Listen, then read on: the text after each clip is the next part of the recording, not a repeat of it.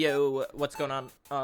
My name is Mr. Link 2K, and this is the 2024 version of the Undertale Neutral and True Pacifist video speedrun guide.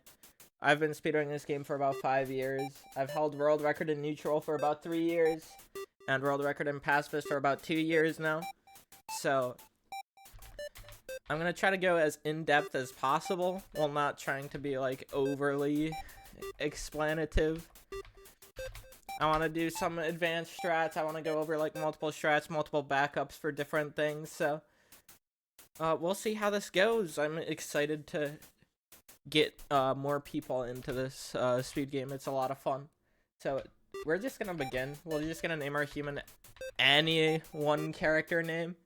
Especially for Pacifist, it's pretty important to only be one character because there's some unskippable text with your name in it. So any one character is fine. And then time begins when you hit yes on is this name correct. So time will begin now. So first room of the run, we're just gonna hold right and down, just make our way over to Flowey, and we're gonna begin with some mashing here.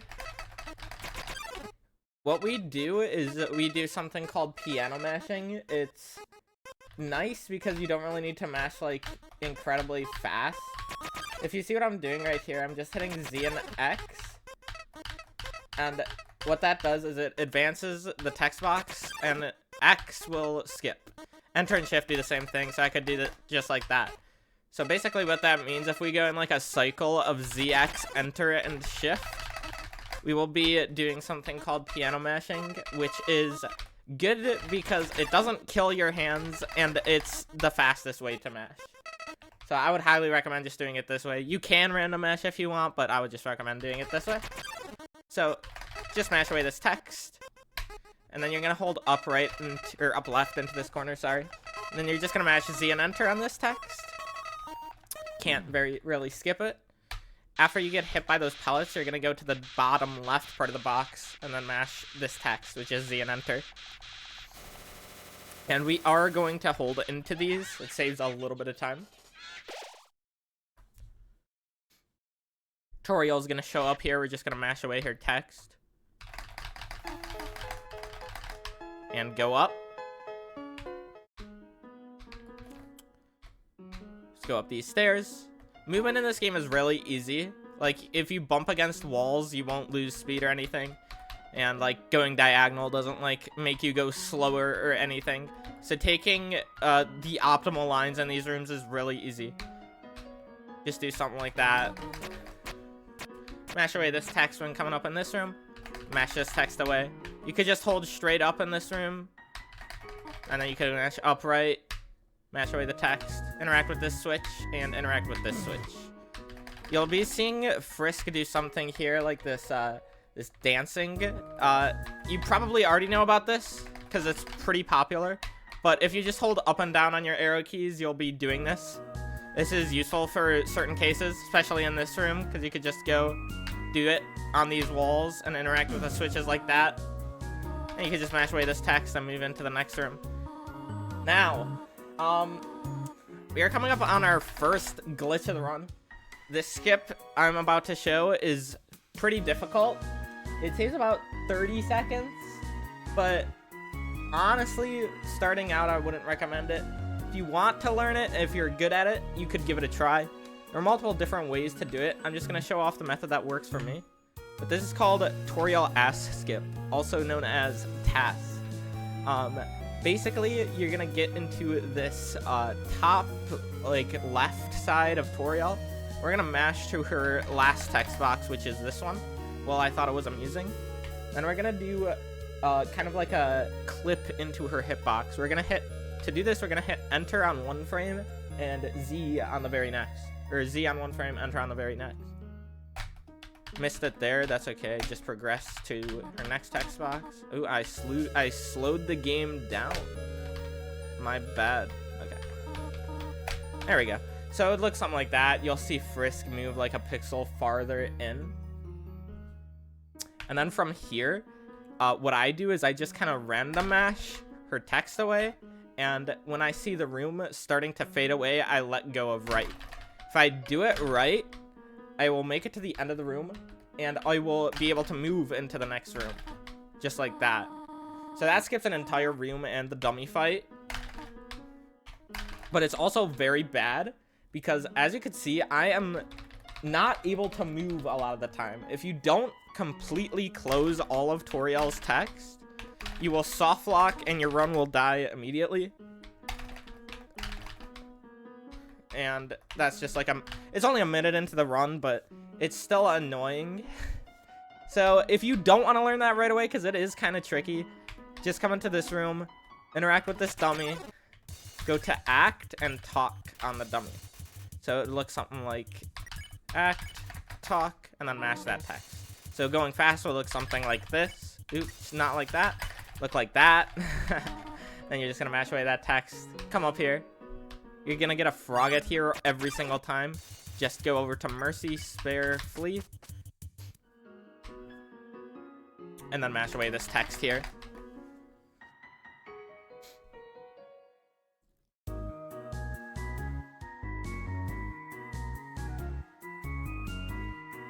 And then you're gonna get ready to mash away text here coming up on the end of this little cutscene. While holding right, of course. And just mash into the next room. This room is literally just hold right. You could do like some like weird movement here. Nothing really saves time in this room. You just hold right. It's optimal.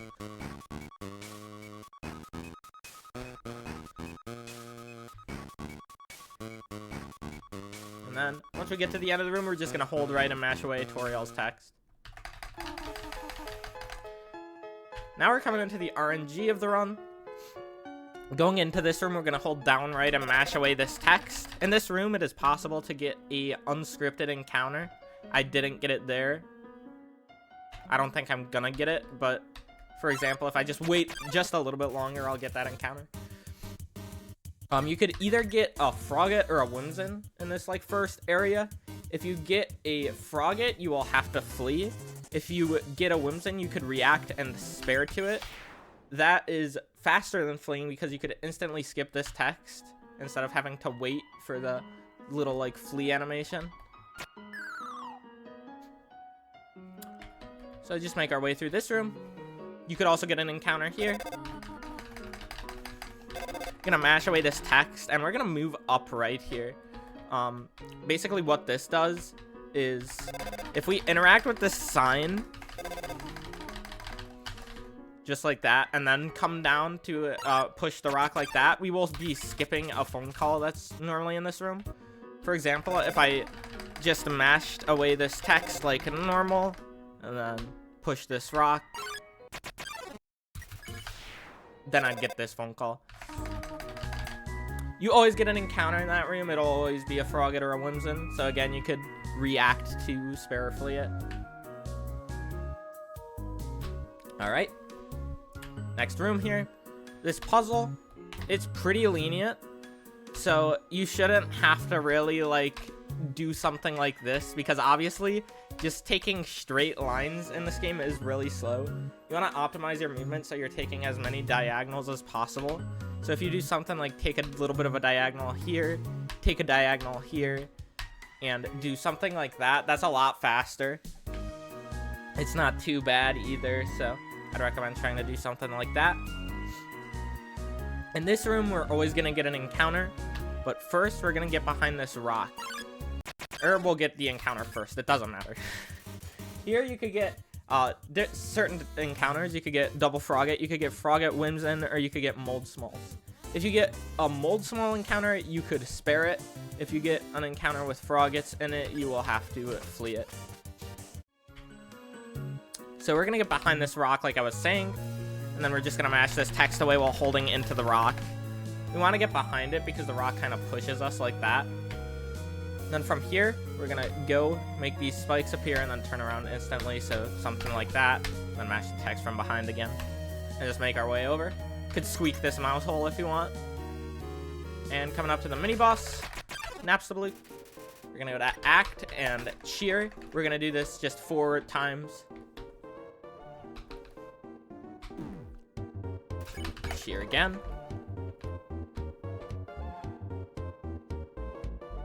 act, cheer. And our last one around. This one is kind of scary. If you miss menu, you lose like 3 minutes. So the run's basically over. So if you want to take it a little bit safer, it might be wise. But at the same time, it's like just 3 minutes into the run. So after you get out of the fight, just mash the text away. Go up here. No spider donut. We're going to be skipping Muffet with the punch card. You're going to get a text box in this room. Make it a little bit after this third frog, or second frog, sorry. You smash this text away while moving in. You can get random encounters in these rooms. If you do get a random encounter past Napstablook, you do not have to react to try to spare. It will always be non-spareable. Just instantly flee. This room, I like to just move up a pixel just by tapping up. Then I'll just fall into that hole while avoiding the other one. You could also just go up, go back down, doesn't matter, and then just interact with that switch, come on back up, and then go down into the room transition. Again, if you get an encounter, just flee it. This room, you don't need to hit any switches, just come down. Your first switch you'll need to hit is right here. To hit these switches, I like to alternate between Z and X instead of just like piano mashing. I just do something like that, so I have access to the arrow keys. It's pretty fast, it works for me. Coming into this next room, the next switch you'll need to hit is this one. But instead of coming down here and hitting it, we're going to go up and hit it from behind, just like that. And your next one is going to be just here. Flee from any encounters you get. And come up here to the leaves. And bang. That's the encounters of ruins done, but we're not quite done with the RNG. Mash the text away. Come up here. There's going to be text. You could just mash it away. Then there's going to be more text. When you go to the right, mash this text away. Now, here's where routes kind of converge, or diverge, I should say. If you're running neutral, just go straight left. If you're running pacifist, come up in here and get the pie first.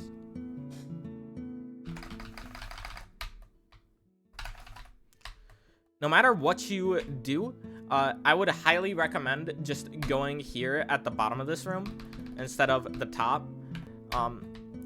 Basically, it just saves a frame, but it's free time save, so why not just go to the bottom?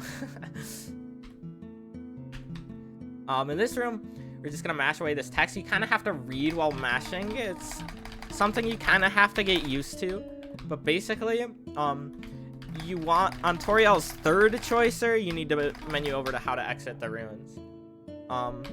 The first two you don't have to worry about. So 1, 2, and then on this third one, I mashed past it, but it's fine. You could just interact again. So it's just something you'll kind of get a hang of after running for a while. And after that, you could finally go downstairs into the Toriel fight. Just mash away your text.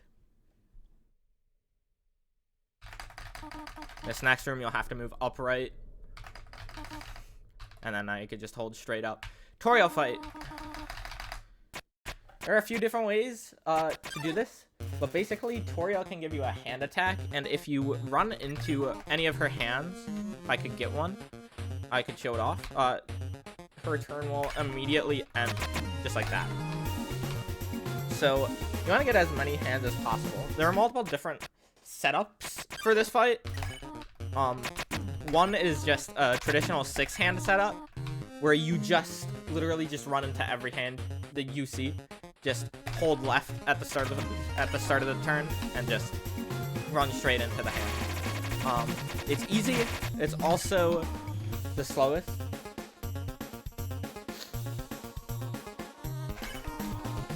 But anyway, that's the 6-hand one. There's also an 8-hand and a 9-hand setup. The 8-hand setup requires a certain attack, so let's hope I get it fairly quickly. So I could show it off. If not, I might just like cut this part of the video, try to quickly show it.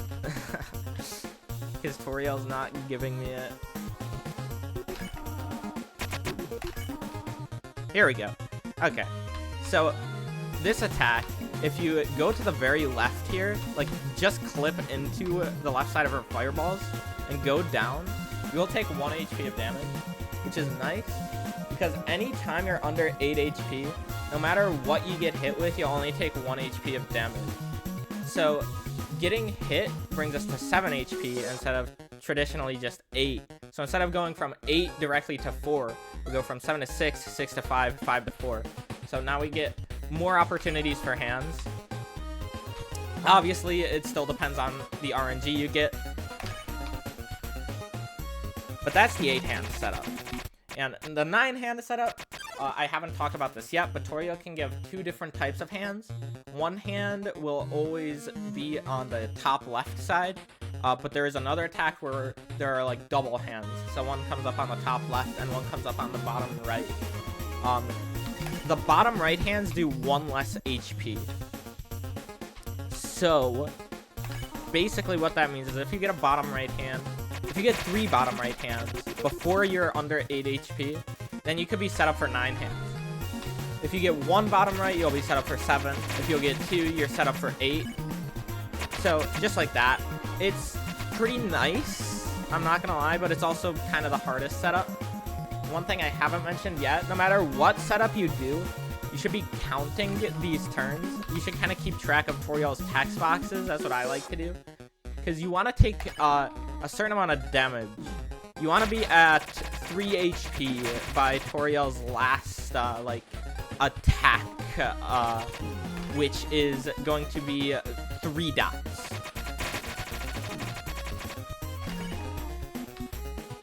So why do you want to do this? Whenever you're at 3 HP, no matter what attack you get here, I got a hand, but no matter what you get, for example, I got the 8-hand setup attack. I ran into it and it cancels. So that just makes me have 1 less hand I have to worry about, basically, which is nice. Gets a little bit less RNG heavy, but obviously you still need some decent RNG. If you're just starting out, I would really not recommend resetting to this first split of the run. There are just so many other places to save time over just getting luckier. So I really wouldn't worry about RNG a whole lot as you get started. Once you get a little bit better at the game, it's going to matter a little bit more. But for now, it doesn't matter too much. So just spare Toriel that entire time, and then mash away her text when you get out of the fight. And we're just going to hold up here, and we're out of the ruins. For runes, some people like to split here. Personally, I like to split a little bit farther up.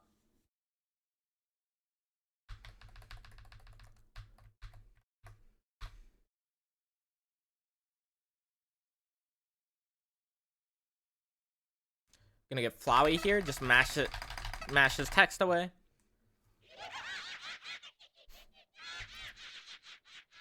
And here's where I like to split for ruins.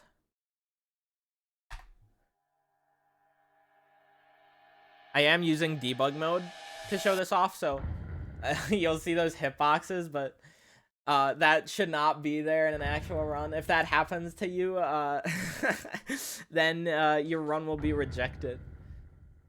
So this is Snowdin. We're just going to start by holding it straight right here. On this path, I like to tap up to move up 1 pixel. You'll see it. So like Frisk's shirt, this first line on their shirt is kind of lined up with the path in the background.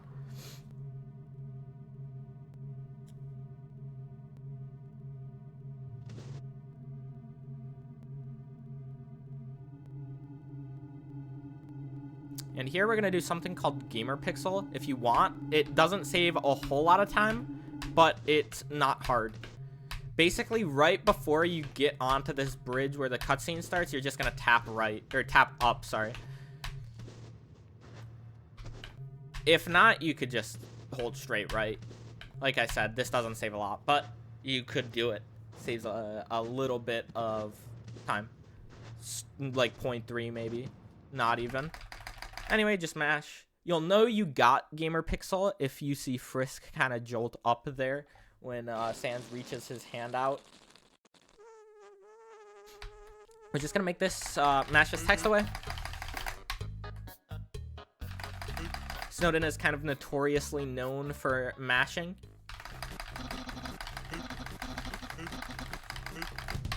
And there's even more mashing if you're running Pacifist.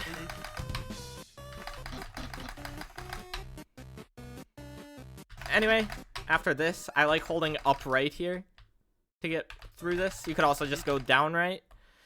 I think going up right saves a frame, as far as I know. So if you want to save a frame, I'd go up right. Again, it's very easy time save, so why not? And then you're going to get a text box right here at these trees. Just smash it away. Here in this room, we're just going to go up, and what I like to do is I hold up right into the save point, and then I mash, and while I'm mashing, I let go of up. If I do it right, I could just mash, and I will never interact with the save a second time, just like that.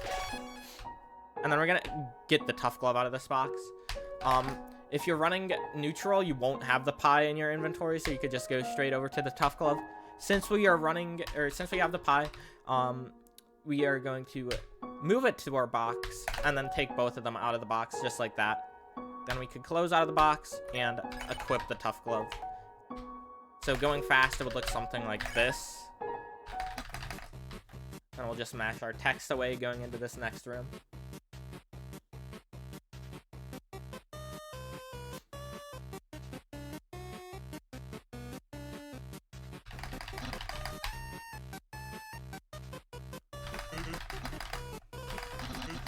Obviously, there's some downtime in terms of mashing, so you don't need to be mashing the entire cutscenes.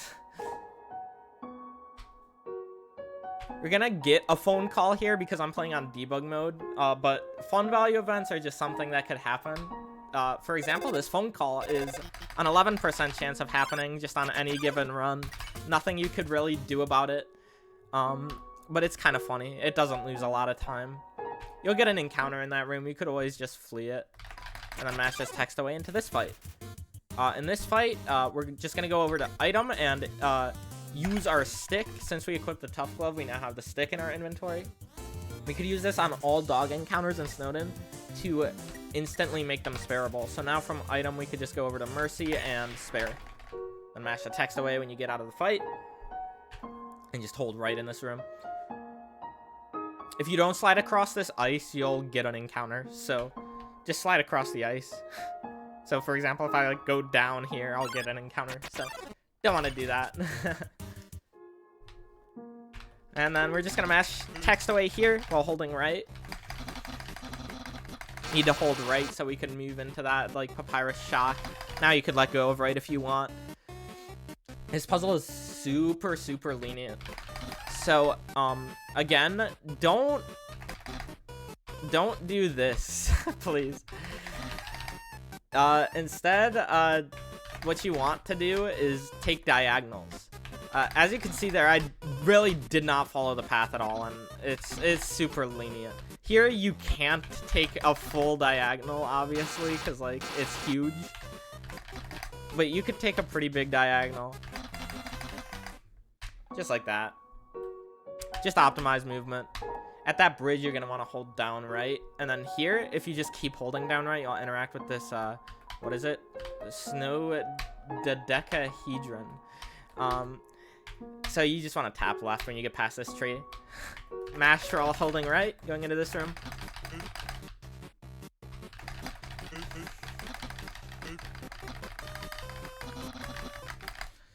Alright, there are two different ways to go about this. One is very high level, so I will not be talking about it in this guide.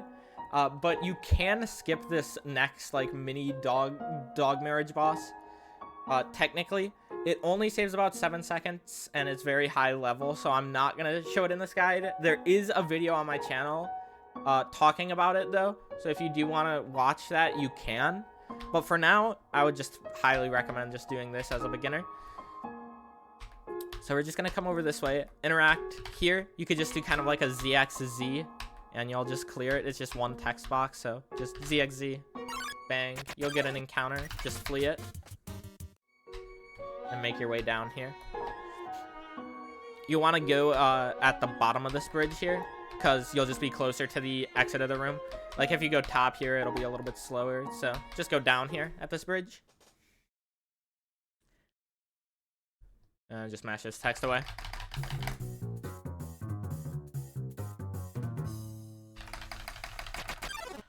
Again, you could just menu over to item and use your stick. There's 2 different attacks you could get here. This is the good one. It only saves about a second, but it's better than the other attack, which is like 2 dogs like shooting hearts. Anyway, after that attack, you could just go over to Mercy, Spare, mash text away, and go down. In this puzzle here, you're just gonna turn the X's into O's.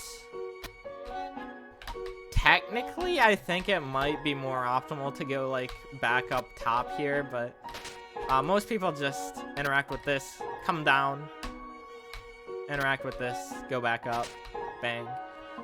Now make your way over here, and mash this text away.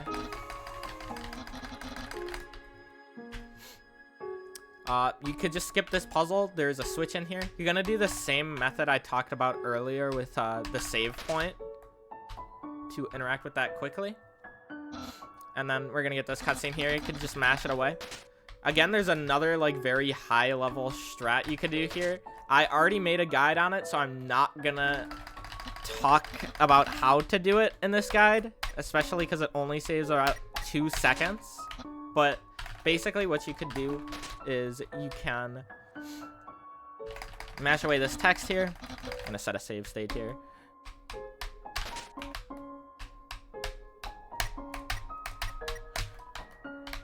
You could basically like slide onto it while interacting with this sign. If I can get it, that'd be cool, but I don't think I'm gonna get it. But basically that just saves a little bit of, it saves like 2 seconds. It's not big. Again, these are more choicers. Luckily, there is choicer lag on these, so it's not as bad as the Toriel one earlier. But you do have to read the text. Because, you know, normally if you just mash through this, for example, like that, you're going to get this really long cutscene of this. But if you mash this text away until Papyrus is talking about understand, you're going to menu over to no. And then you're going to mash this text away again.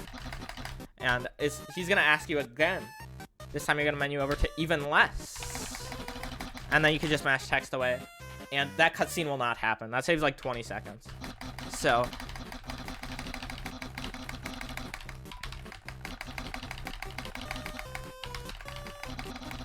it would look something like that. It's not too bad. Obviously something you want to do because it's not hard and it saves a lot of time. So coming up is our first, like, one of our first glitches. This is called Ice Puzzle Skip. There are multiple different ways to do it. I'll be going over 2 methods here. Or I'll be going over 3 methods here, actually, sorry. So our first method, we're just gonna instantly come to this bottom right. Gonna turn that X into an O. And then we're gonna go up left from here. And we're gonna go up from here. And we're gonna go just hold down left from here.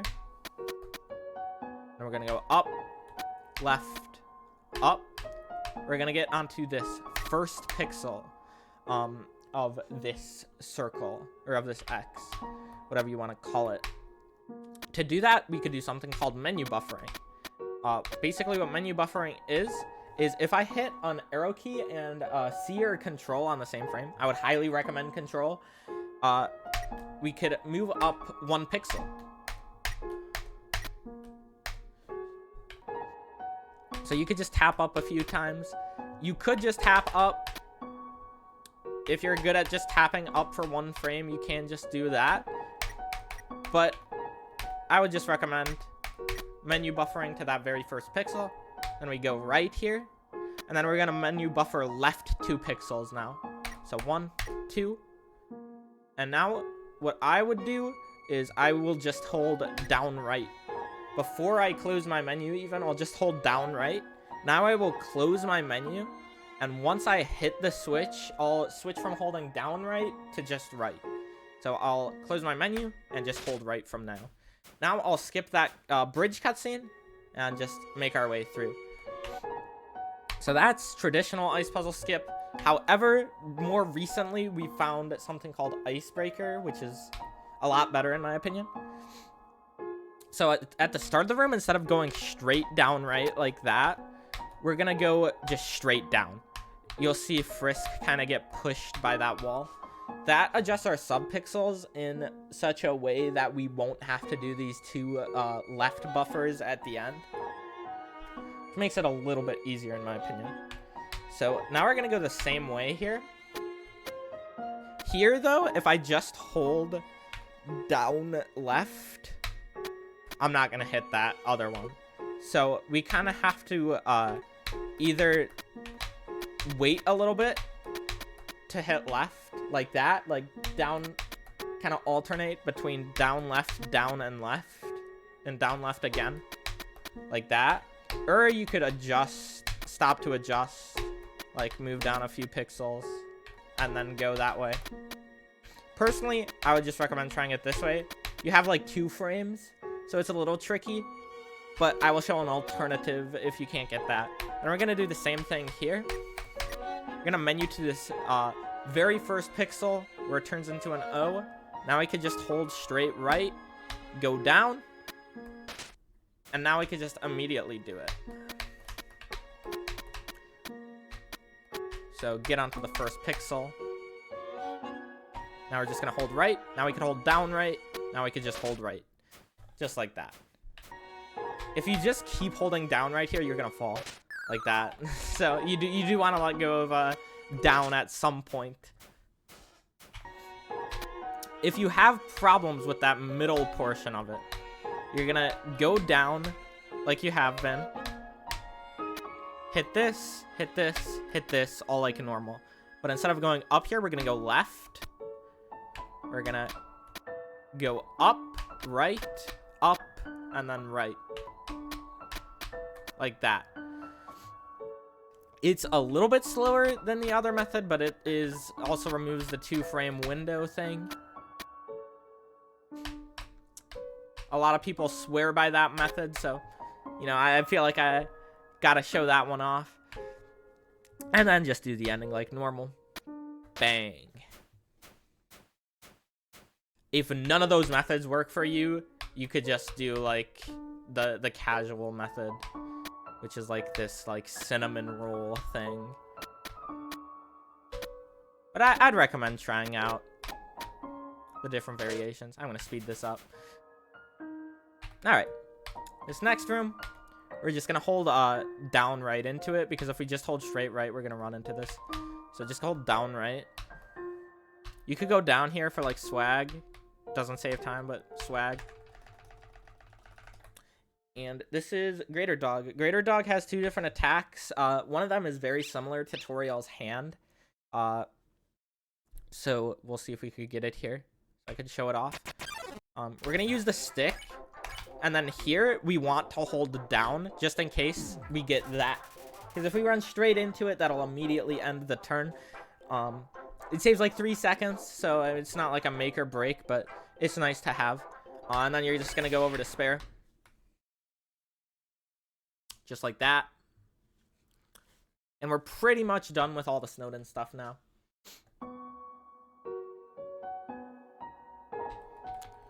You just got another cutscene that we just mash.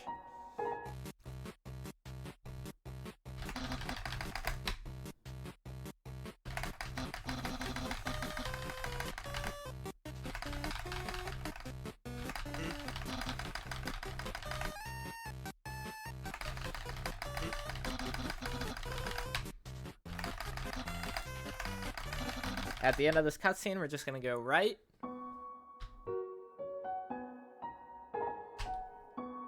That's enter Snowdin.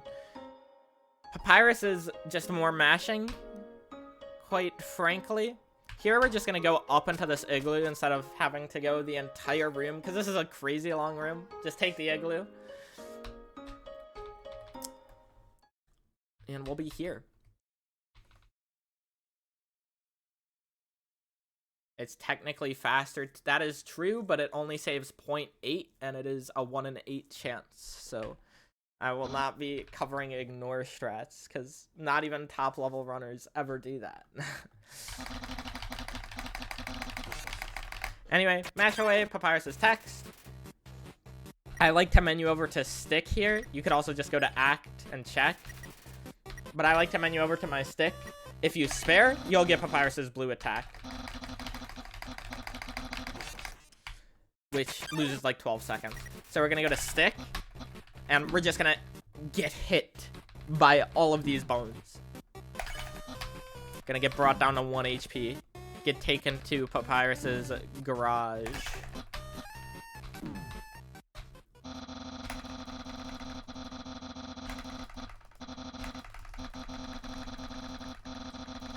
It's hard, yeah. So just Z enter mash that, and here you'll be taking up Papyrus's garage. You can't just hold down left, sadly. So what I kind of do is I just kind of like tap down left. You could also just hold left for a little bit. Hold left for like a frame or by itself, and then just go down. I just kind of tap like that. Tap like once or twice. Anyway, just go right from here.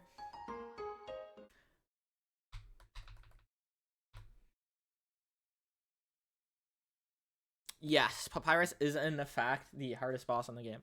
I'm just kidding. Anyway, second phase now. Again, just mash his text. Instead of going to our stick here, we can now spare, because we are now in the blue phases. And now we can just hold straight right to get to this corner of the box. And again, we're just going to tank all these hits. Get taken to his garage once more.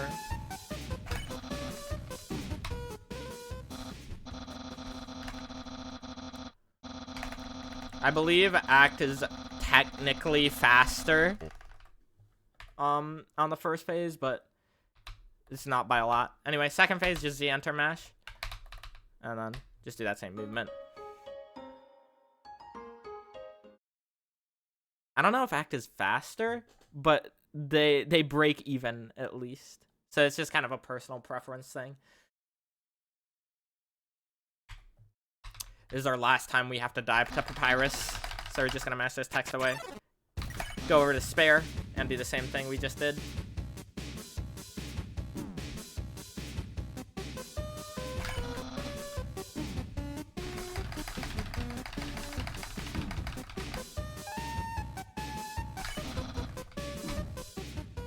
Again, we could just Z enter mash this.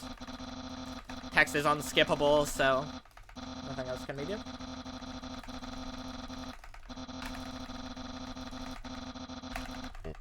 And we're just gonna do that same movement. I did run into the bone there. That's an example of what you shouldn't do, I guess. But it's not a big deal if you do. It's like half a second. Anyway, we are about to get a choicer here to fight Papyrus. We have to menu over to no, so make sure to be careful here. This is 5 text boxes. So, I look for but mostly. But mostly is the last text box. So if I go slowly, that's the last text box before the choicer. So our next one is a choicer, then we menu over to no. So I see the but mostly, and then I just menu over to no. And now I can just mash the rest of this away. I don't have to worry about choicers or anything.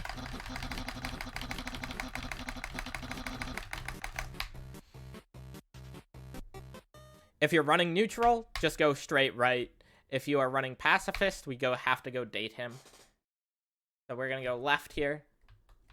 If you're running neutral, you could just skip this part of the guide. It should be about like 2-3 minutes from now where the routes converge again. We're just gonna interact with Papyrus and mash away his text. And mash this text while going into his house. Come up here, you're gonna have to mash this text. Then we're gonna go up left and mash away his text there. We're gonna hit control when we get in here, and we're just gonna start mashing. Mash, mash, mash. Not a whole lot to explain, just mash, mash, mash. This is why piano mashing is a lot better than random mashing, because random mashing forever and ever here is gonna suck on your hands. So here now, we're gonna start holding up. We need to interact with Papyrus's hat. we can interact like super early, right there. That counts as his hat. Basically anywhere on his head counts as his hat. So you could hit it very early. After that, we could just mash again. Mash, mash, mash. You know what this is? Of course. And here is Spaghetti Skip. This bit doesn't save a whole lot, but basically you wanna, if you just hit eat it, you're gonna get this unskippable text. But if you take this slowly, you could menu over to refuse. So what I like to do is I like to piano mash for a little bit. And then I like to start hitting ZX and right. It's like a piano mash cycle, but instead of enter and shift, we're just replacing it with one right input. If you do it right, you should always menu over to refuse. And it's pretty fast, so from here on out, you could just mash away the text, just like normal.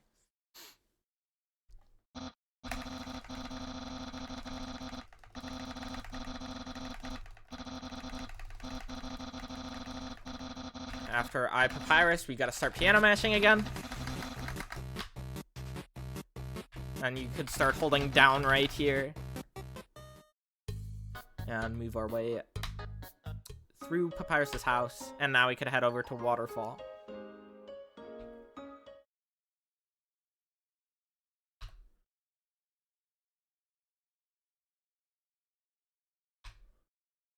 Alright, bang.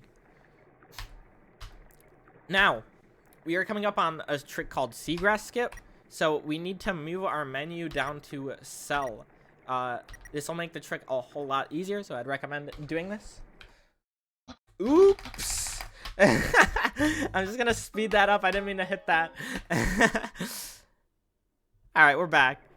So yeah, once you're good in here, just hit control, menu down to cell. Come on up.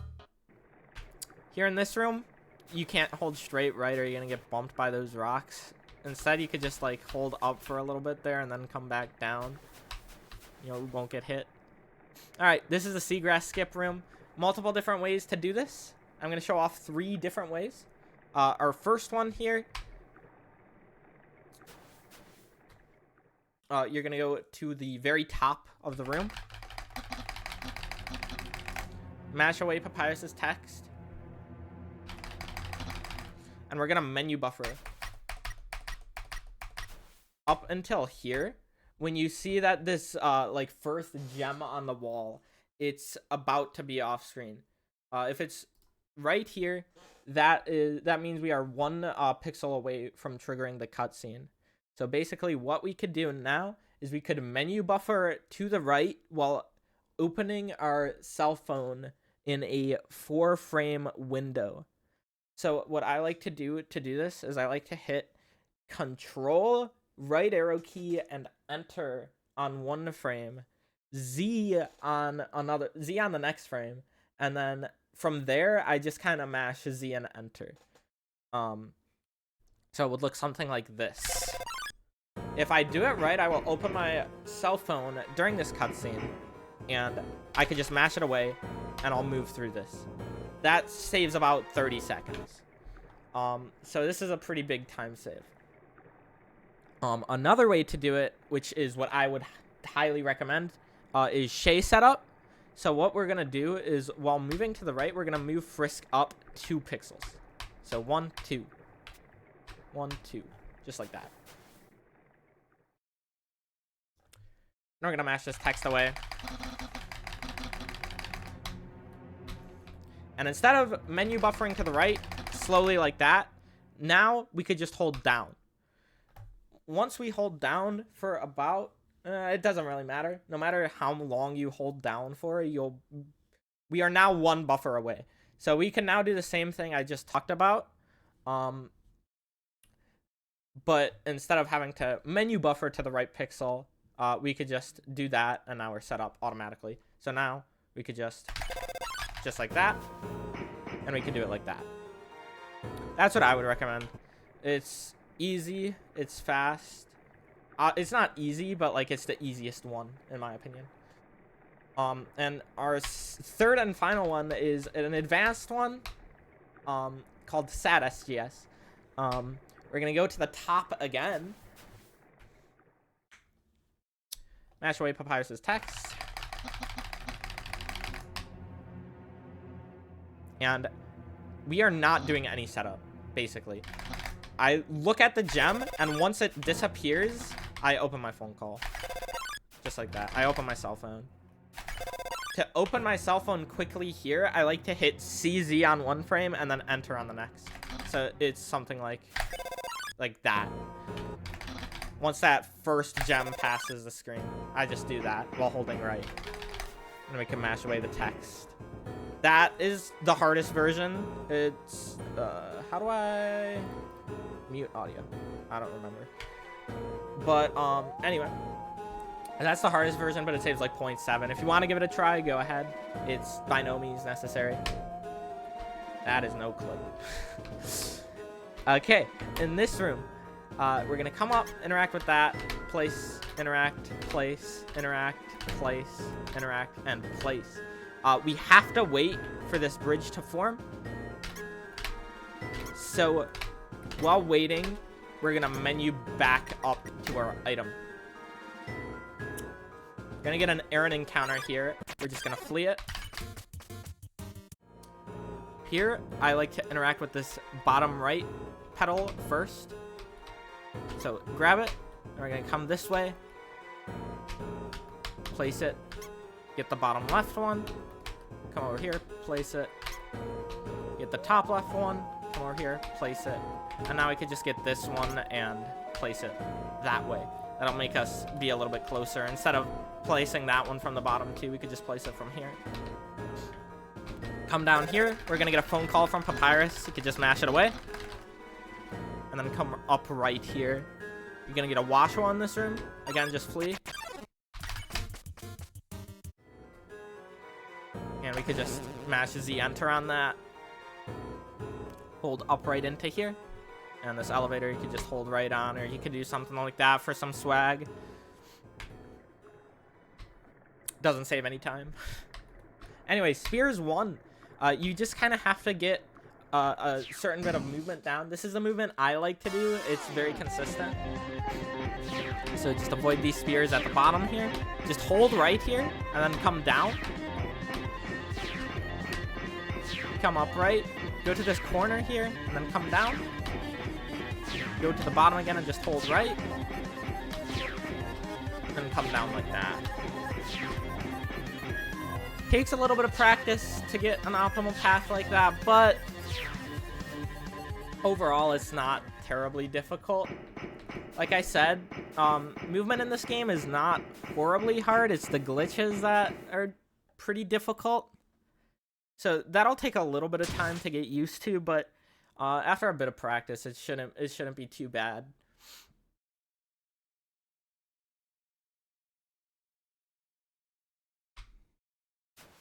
After this cutscene, we could just hold right. Then we're gonna be in another cutscene with Monster Bridge. We're just gonna mash the text away.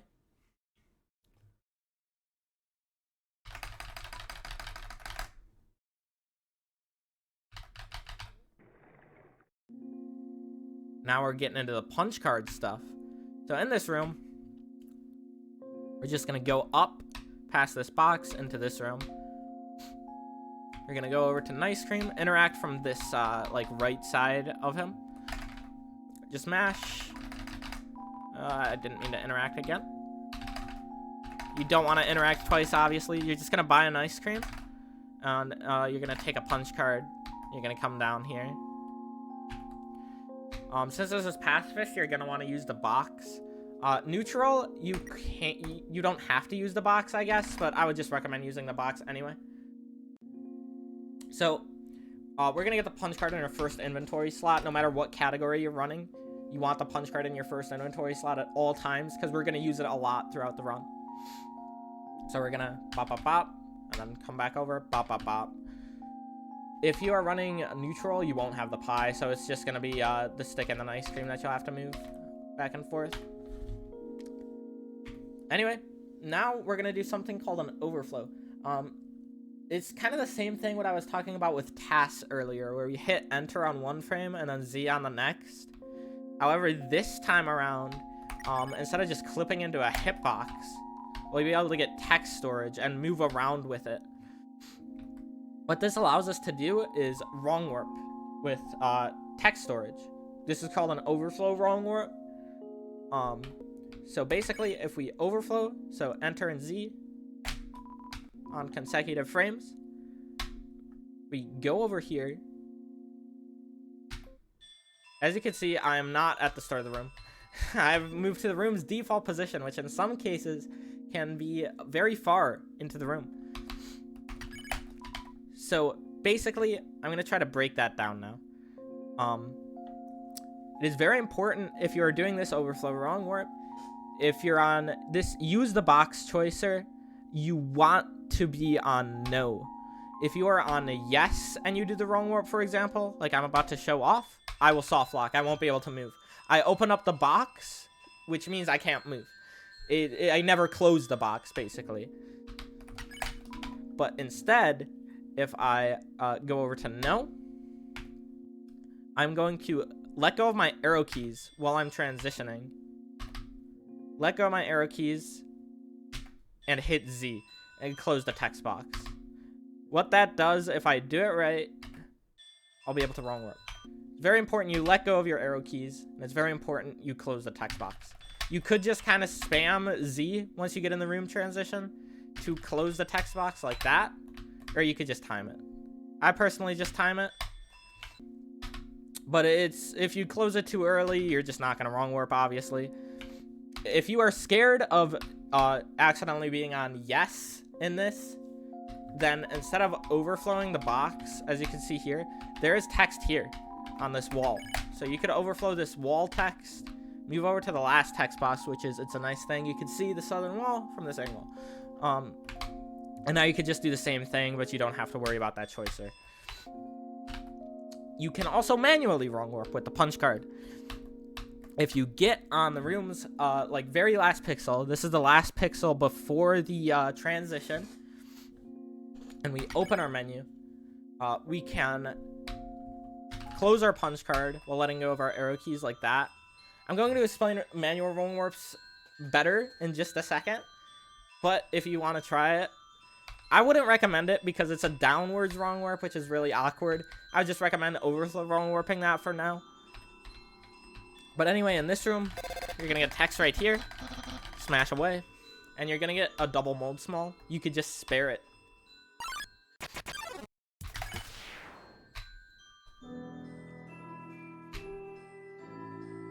Again, you could do a manual wrong warp into this room. The pixel for that would be here. You're going to go to use on your punch card. You're going to use it while letting go of your arrow keys into the transition. And you need to close the punch card as well. If I keep the punch card open, for example, and do everything the same, my punch card's still open, so I can't move. I can't close it either, so it's a soft lock. So you could just kind of spam to close the punch card into room transitions. And of course, it's very important to let go of your arrow keys.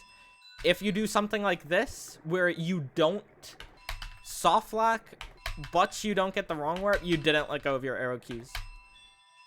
If you get something like this, you soft lock. You let go of your arrow keys, but you soft locked. You didn't mash the punch card away before you moved into the room. And lastly, if you move to the room's default position, and you can move, you did indeed do the wrong warp successfully. And we're going to be using that a lot, so it's definitely difficult, don't get me wrong, but it is something you got to get the hang of. I mean, it's hard, but it's really cool. It's really cool. You'll see, like, later in Hotland, we're going to be doing one basically every room. It's so cool. Anyway, onion sand skip. This skip is kind of difficult. But basically, with the punch card, we could also do something called punch card exploits. PCEs. So basically, if we open our punch card on the pixel of a cutscene, we can basically trigger that cutscene and then close the punch card, and we'll get movement during the cutscene. So in this case, there is not a great visual cue for this pixel, but what I like to use is Onion Sand's tentacle at the bottom here. You'll see it just start to come up, and kind of once it hits this path is when I like to open my menu. Now I can start using my punch card, and I can start menu buffering. Once I hear that splash sound and see that tentacle go back down, I could instantly book it. So now I heard that splash. You need to book it.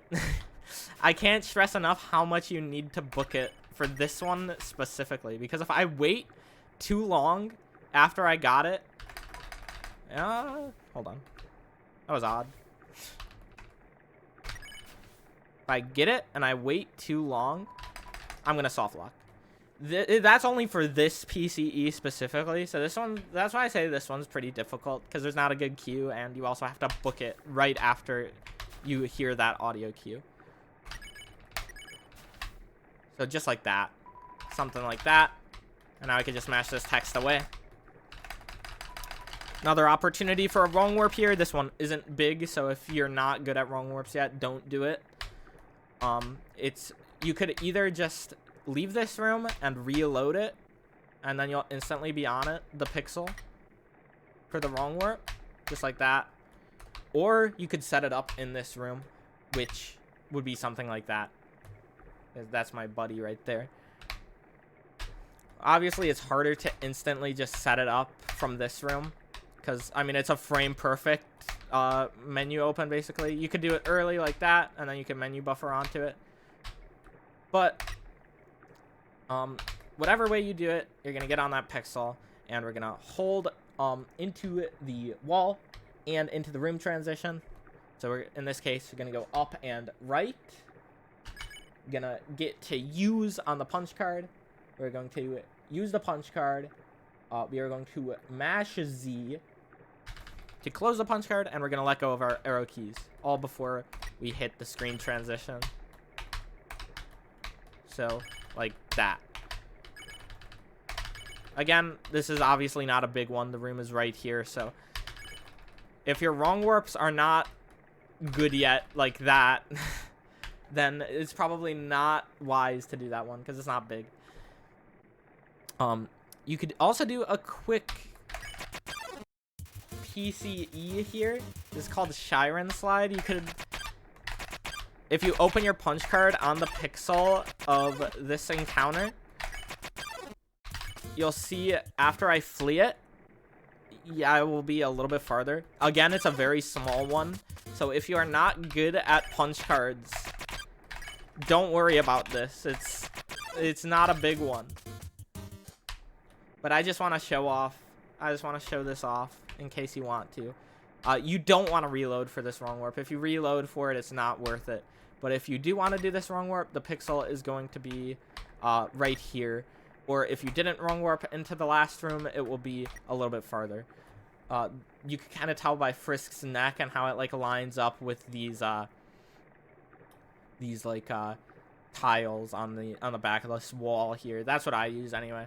And we're gonna do the same thing. We're gonna hold up into the wall and into the room transition, use the punch card, and let go of the arrow keys while closing the punch card, just like that. Again, not a big one.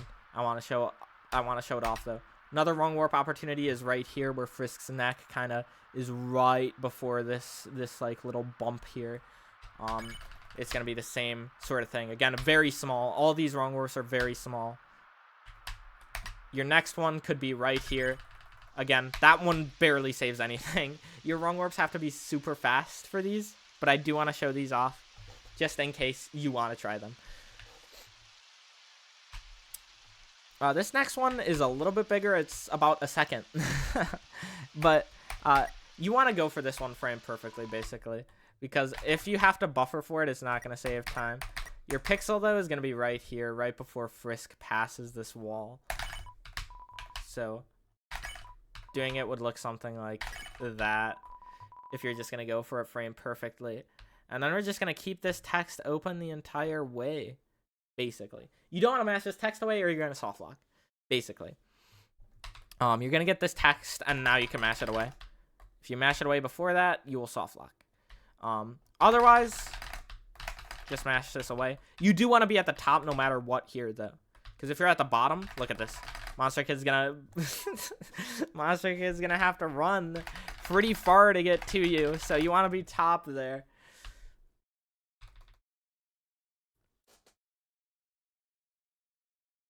And then again, just mash this away. This punch card is very easy coming up. It's not frame perfect or anything. It's gonna be like right here where these like right where these I don't know what you call them, like corn, like flowers. I don't know, dude. Like whatever they are, you're just gonna open your menu somewhere over here and then open your punch card. If you do it right, you'll just get so one time and you'll just be able to walk with it. Just mash it away and then mash this text away. This room's very easy, so it's a little weird though. So if we hold just straight right in this room, we're gonna walk slow. But if we hold up and down while holding right, bang! You see how fast we're moving? So just hold up right through this room, up and down, and right through this room. You could reload this room for a wrong warp.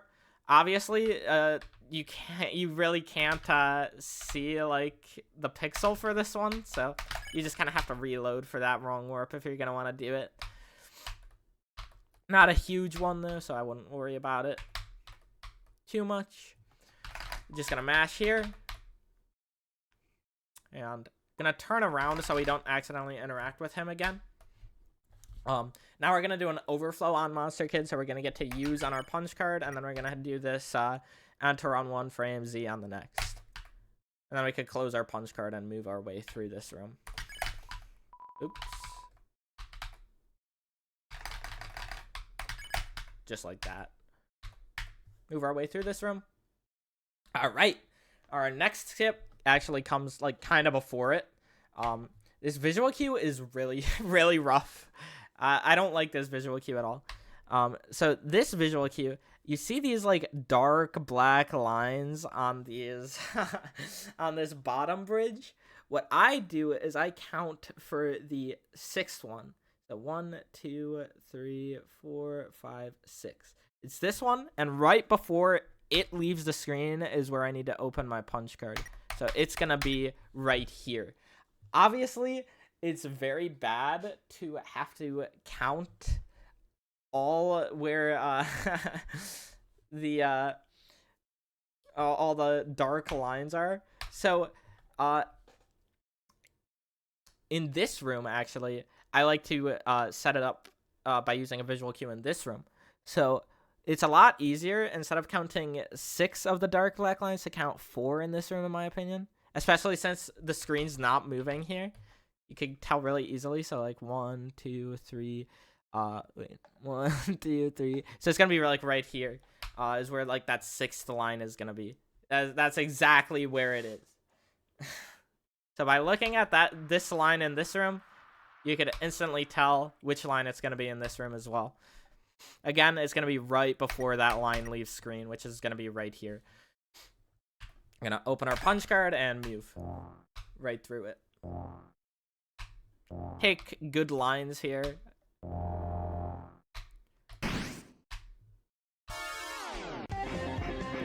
And in this, you could actually kind of manipulate like where the spears are. For example, if I like hold left against this wall, the spears are gonna show up to the left of me. So if I hold down here, they're gonna show up down. So what you want to do is just kind of manipulate the spears in a way that they don't get in your way as much as possible. And you're just gonna follow this exact path I'm taking through it as well. Just like that. And then here, we're gonna count 3 of these. So that's the second one. 3, bam! Right after that bang, the spears come up. You could come up and to the left. Going up left here will save a frame. Being at the highest part of this will save a frame compared to just going straight left. So again, a free frame save if you want it. This is where I like to split for spears too.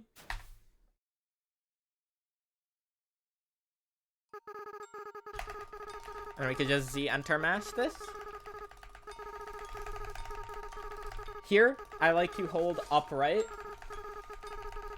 It will move me right a frame, and it will move me up a frame. So again, another frame save.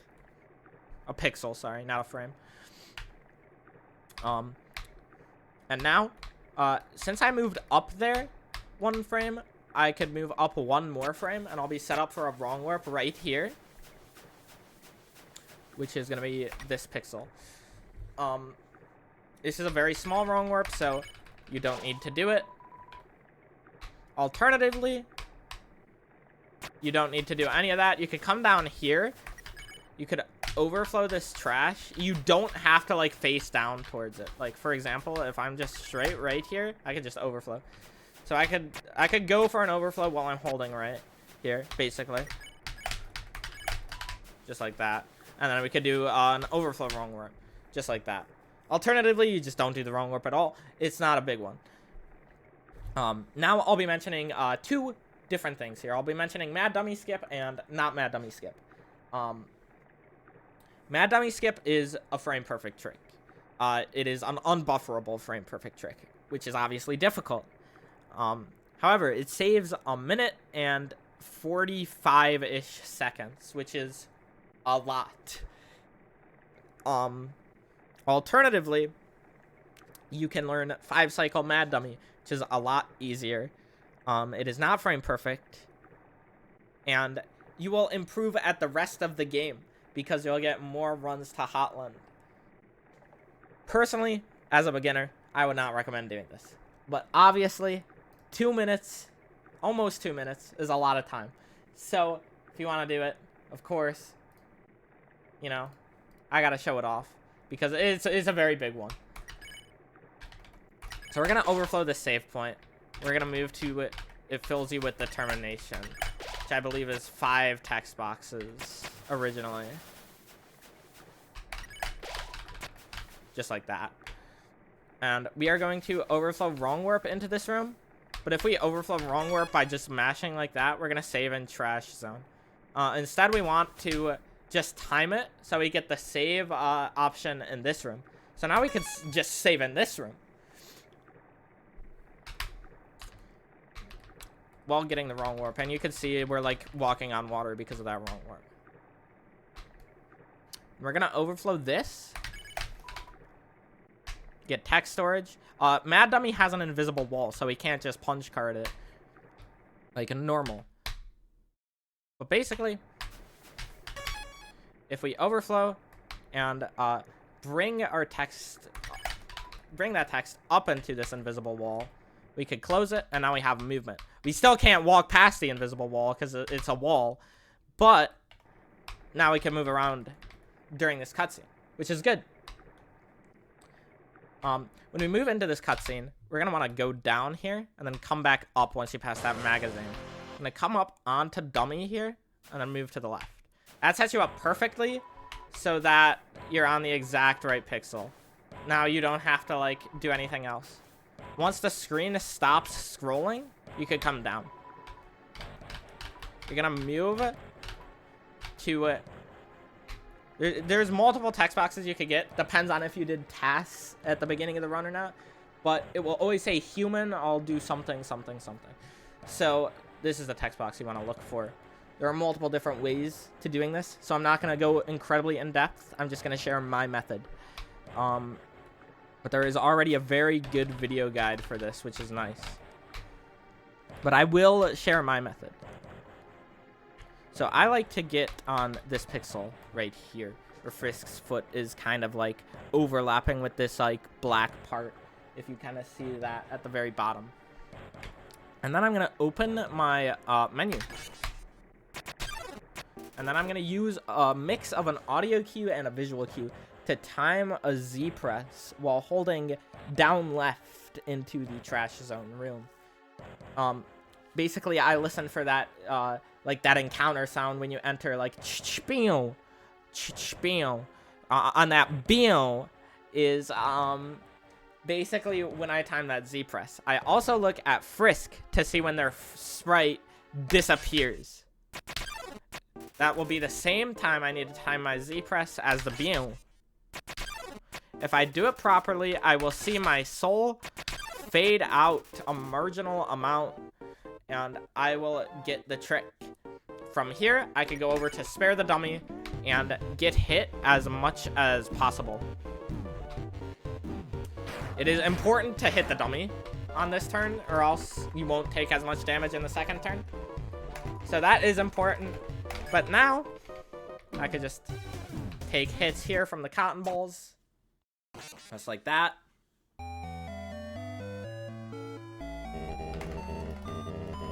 And if I did it correctly, I will get text here, which I will get.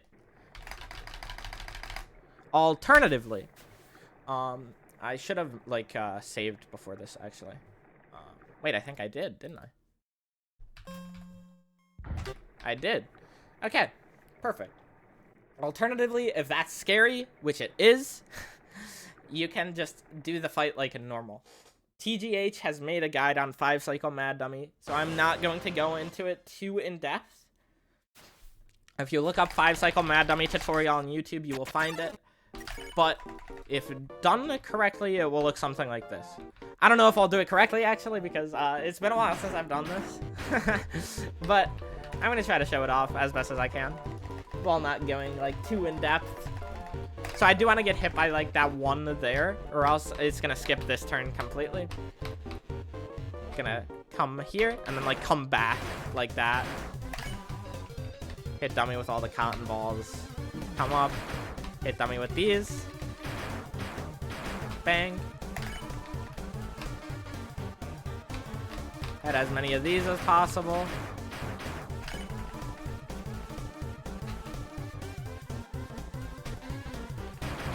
And just like that. That's a 5-cycle. It's a lot easier than Mad Dummy Skip. It's still not easy to get a 5-cycle, but it's a lot easier than Mad Dummy Skip. The thing is with Mad Dummy Skip, though, it's only 1 frame perfect input. It also even saves time if you miss it once or twice. So, I mean, if you want to go for it, I should note, though, that Mad Dummy Skip only works on the Linux version of the game. You can get the Linux version on Windows, so...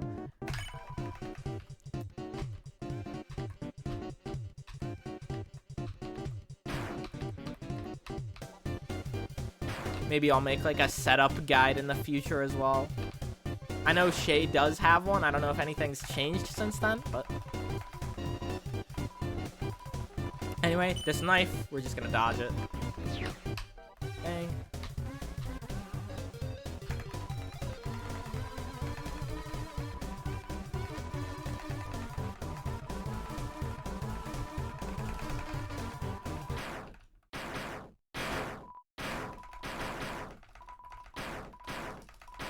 And then we can just Z enter mash the rest of the way.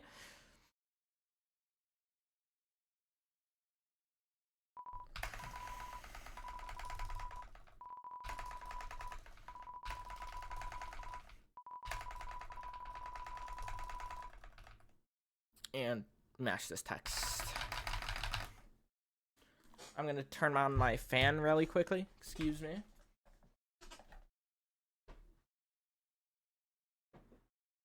Alright. Now, no matter what you do, no matter if you skip Mad Dummy or not, I'd recommend wrong warping into this room. The pixel is gonna be like right here. Oops. Pixel is gonna be right here. If you do Mad Dummy Skip, you'll be down here, so you can actually overflow something to get an overflow wrong warp, which is easier than doing a manual wrong warp, so you can do like something like that. If you did not do Mad Dummy Skip, you're just gonna have to do this manually. So we're gonna wrong warp into this room, and then as we get into this room, we're gonna open our menu again to open our punch card. Just like that. And as you can see, I could just move during this.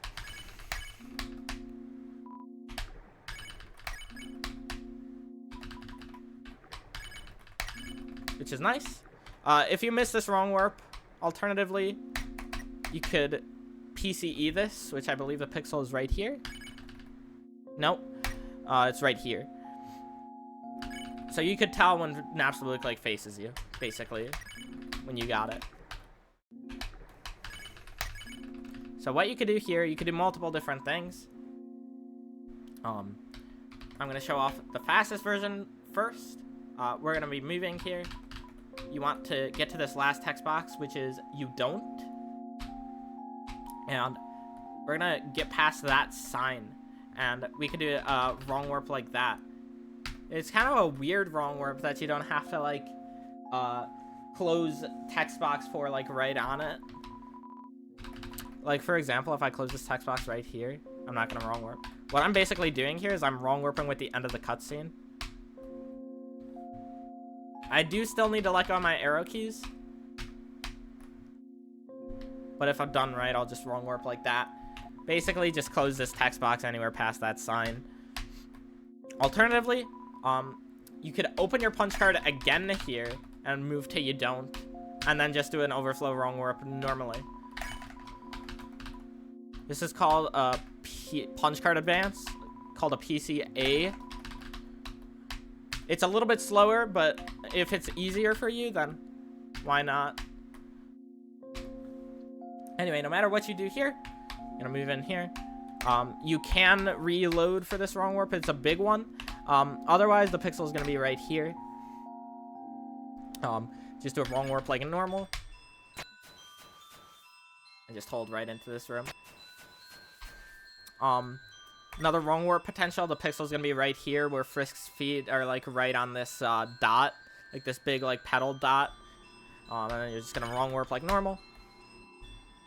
Excuse me again, my fan is blowing right on me.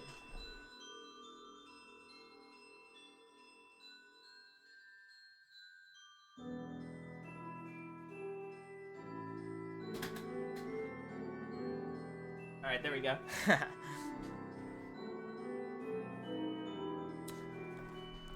Alright. Next up, you just kind of gotta memorize this room. Just up, up, down. Okay. You could do like a blind wrong warp there, but it's not a big one. I wouldn't recommend it. I don't do it. This room, again, just kind of something you have to memorize. Come down, down left. Up, down, up, down. Up, up. You're gonna get a Temmie. Just flee it. Left, up, right. Right. Wrong warp opportunity here. This is a very, very, very small one. Doesn't save a lot of time. So, you know, if you don't want to do that one, don't do that one. It's not a good one. Okay. Our next trick is Flower Flow. It's pretty tricky. It saves like 4 or 5 seconds. We're gonna start with an overflow, but then we need to close this text box while also opening our punch card. To do that, after this overflow, I open my menu, and I kind of do like a kind of a piano mash cycle. I do Enter, Shift, and Z. So I just do a piano mash cycle, but without the X input, basically. Alternatively, you could do ZX Enter, like that. Like that. I like doing the Shift Enter Z, personally. It just kind of flows better for me.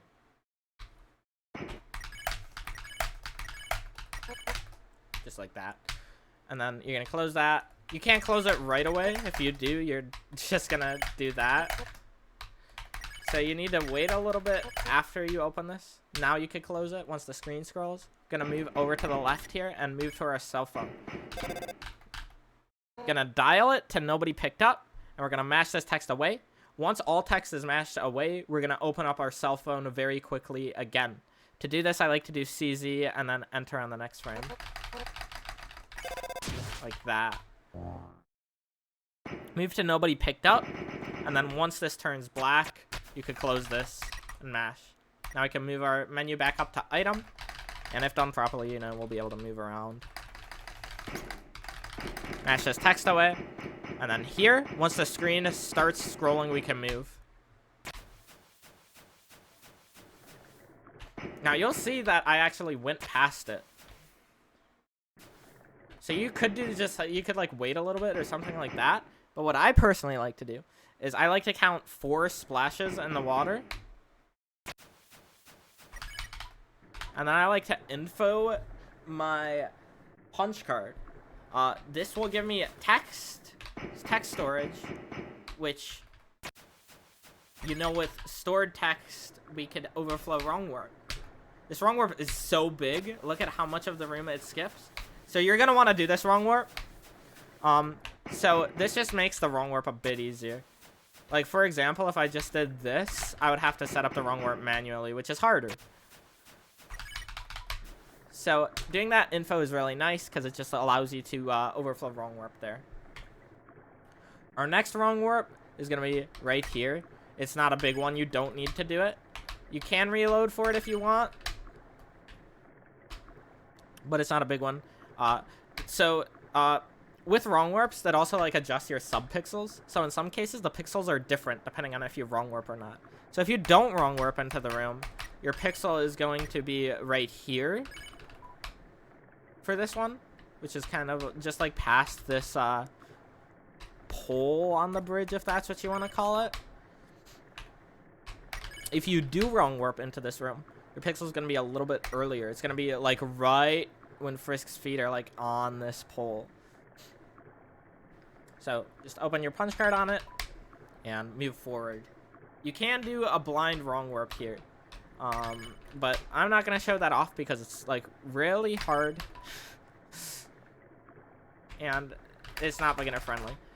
We're going to mash this text away. You could reload for this wrong warp.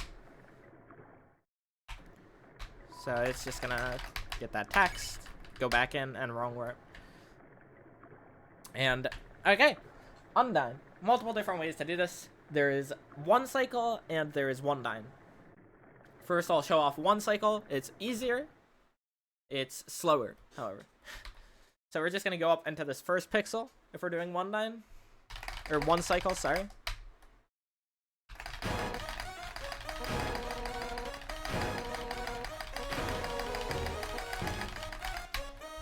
What's up, Moab?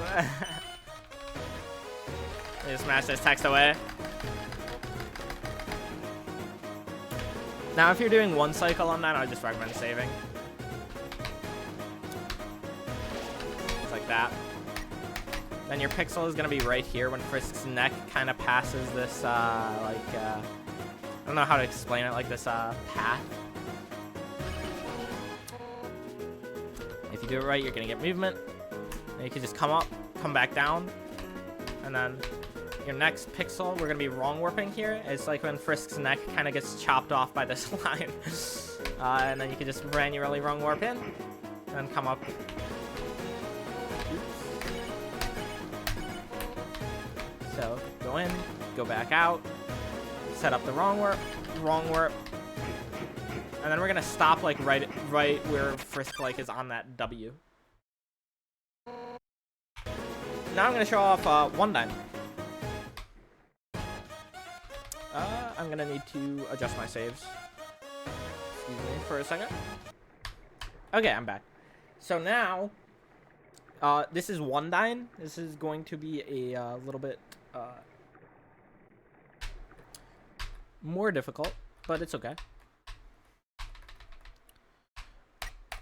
Okay, so instead of just like going into this cutscene like we did with one cycle, we're gonna PCE this one as well. Your pixel for this, your Q, is going to be when this menu lines up with this line here. So now we could do that. This pixel is gonna be the same as it was, and then we're gonna do like an overflow wrong warp type of thing into the room. This skips the cutscene that we had to watch earlier, but this is kind of hard. So we're going to get these 2 pixels. We're going to open our punch card again. We're going to do a PCA. I'm going to try to slow this down because this is hard to explain. So get on that first trigger. Get on the second one. Open the punch card again while mashing. Get to Here I Come. And then we're gonna do an Overflow wrong warp into that room. My cue for that Overflow wrong warp, when to start holding, the "Here I Come" text will kind of disappear on you, for example. So like now it disappears. Now I could hold up left and then let go of the arrow keys once I hit that transition. And then I could just move up like that. So first pixel, second pixel, here I come, go. Stop on that W again. Then go to act and challenge here. This will speed up her spears.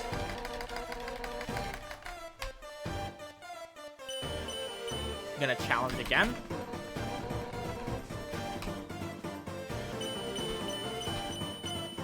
Gonna challenge again. Challenge one last time. Now we can menu over to spare for the rest of this fight. Now, if you want to do a strat, we are going to be brought down to less than, is it 6? It's like, we're going to be brought down to less or 6 or 7 HP. If you're at 20 HP here, you could just get hit by everything. You don't have to do anything. You'll get hit just enough. You'll be put at 5. You'll be put at 6 HP. That's enough. Obviously, it's a little scary because your HP is low. So if you miss menu at all, you're probably gonna die. But if you want to do that, it's fast. It's coming up for a strat later. So we're gonna flee here. After doing that, you can just hold right, mash this text away. Just hold right. Alright, if you're running neutral, this trick is not big, but if you're running pacifist, this trick is huge. It's the same no matter what category you're running. The pixel is going to be like right in the middle of this block here. This like little square region. It's going to be like right in the exact center of it. If you miss this in pacifist, you are going to have to water Undyne, or else you won't be able to date her. In neutral, it doesn't matter. So it's not a big deal in neutral, but in pacifist, you will have to come over here and do that. But ideally, you just get that. You could re-enter for this wrong warp. And we're finally into Hotland.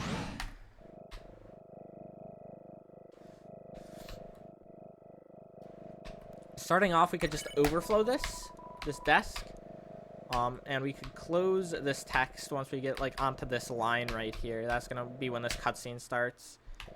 Otherwise, you could just wait, make sure you're on it, do that. Can wrong warp here, but it's difficult, and it's not big. I'm gonna have some text here, smash, text here, mash, good wrong warp here. It's not a huge one, but it's gonna be like the second pixel where Frisk's hair kind of passes the room, which is going to be right here. Sorry, third pixel. So 1, 2, 3. It's going to be this one. Now I can just wrong warp it in. It's not a big one, so you don't need to do it, but you can.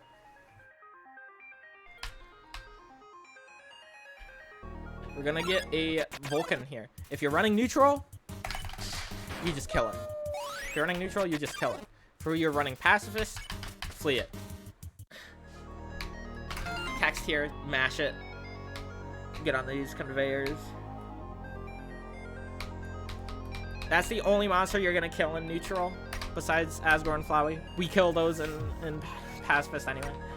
Your pixel's gonna be right here for this wrong warp. It's not, again, not a big one, so don't worry about it if you struggle with it. It's gonna be right here if you want to do it. Bang. You're gonna get text here, smash this away. And then we're gonna do like some out of bounds tech here. Your pixel is gonna be right here when Frisk's feet are like first on the vent. We're gonna open our punch card and hold down and left. If done properly, we'll be sent like that. And then once we get pushed like a little bit out of bounds, we could start going to the right. If we do it too early, we'll do something like that, which is fine. We'll just need to do that again. and that'll take us out of bounds. And we could get this Thunderpoint encounter and just flee it. And move over here, get the pan. You could take this even farther, however. This is very hard, so I wouldn't really recommend it. Sorry, I'm on the wrong save file. Now we're back. Okay. So you could take this farther. Instead of just doing this, we can do the same sort of thing we did in Flowerflow, where we can info the punch card, and we could slide while we get this encounter, just like that. This is very difficult, and it only saves about a second, so if you can't get it, it's fine. But that is a thing you could do. Anyway, once you're in this pan room, how do I mute? There we go. Okay, so once you're in this pan room, you could just kind of like wait, stop a little bit once you enter it, stop, and then go. You can like punch card this and get the pan like this.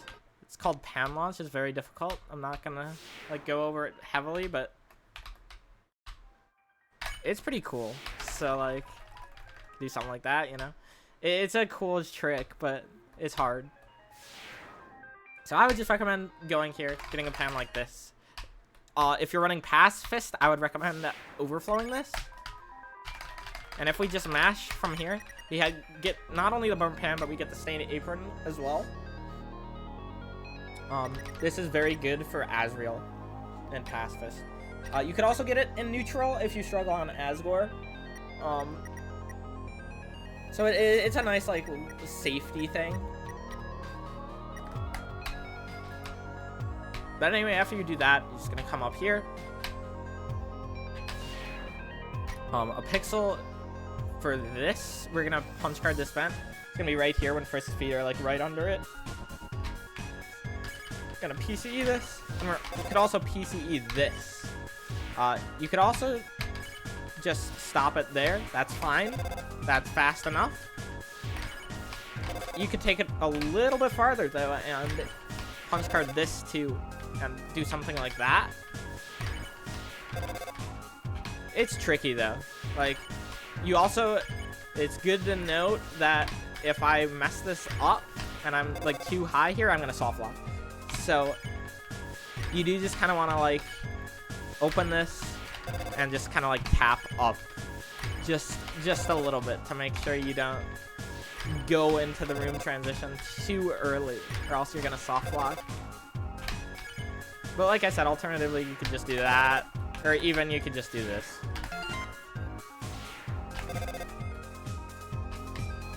Into this room. If you did get brought down to 1 HP, I'm gonna have to get brought down to 1 HP actually, because I saved earlier.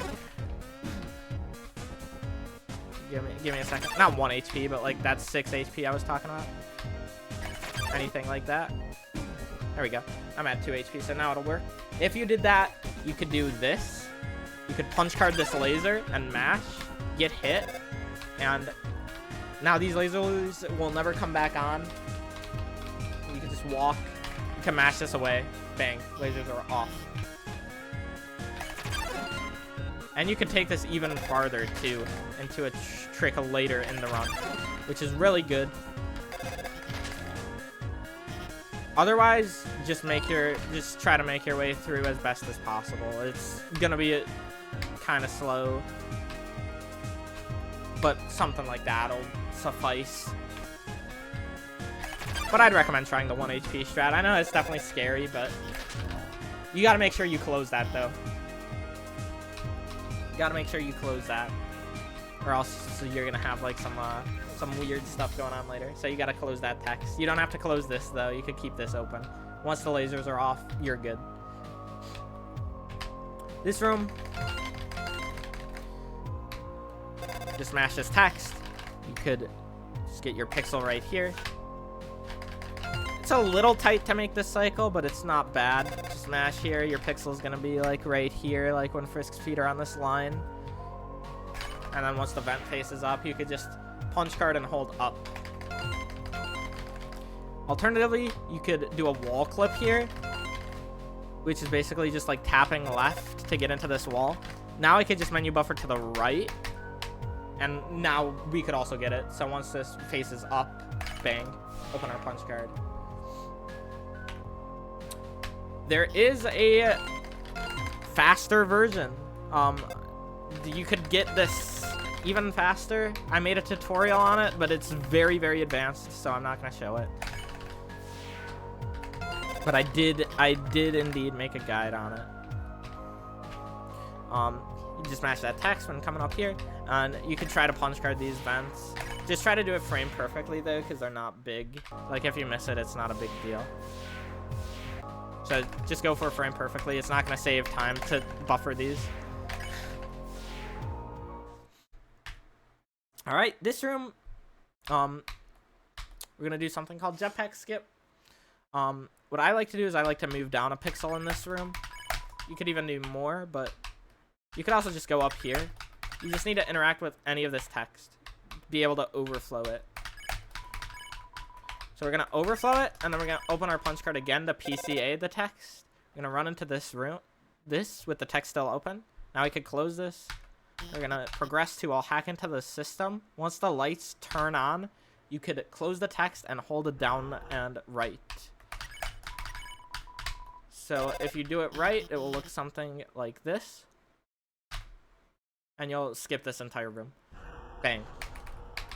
Now, you'll notice I'm hitting my menu button, and I'm not being able to open my menu. That's because we skipped the Mettaton cutscene, and that cutscene removes our menu. So, since we never finished it, we don't have our menu. But that's okay, because the bridge at the start of Hotland will give us that menu back.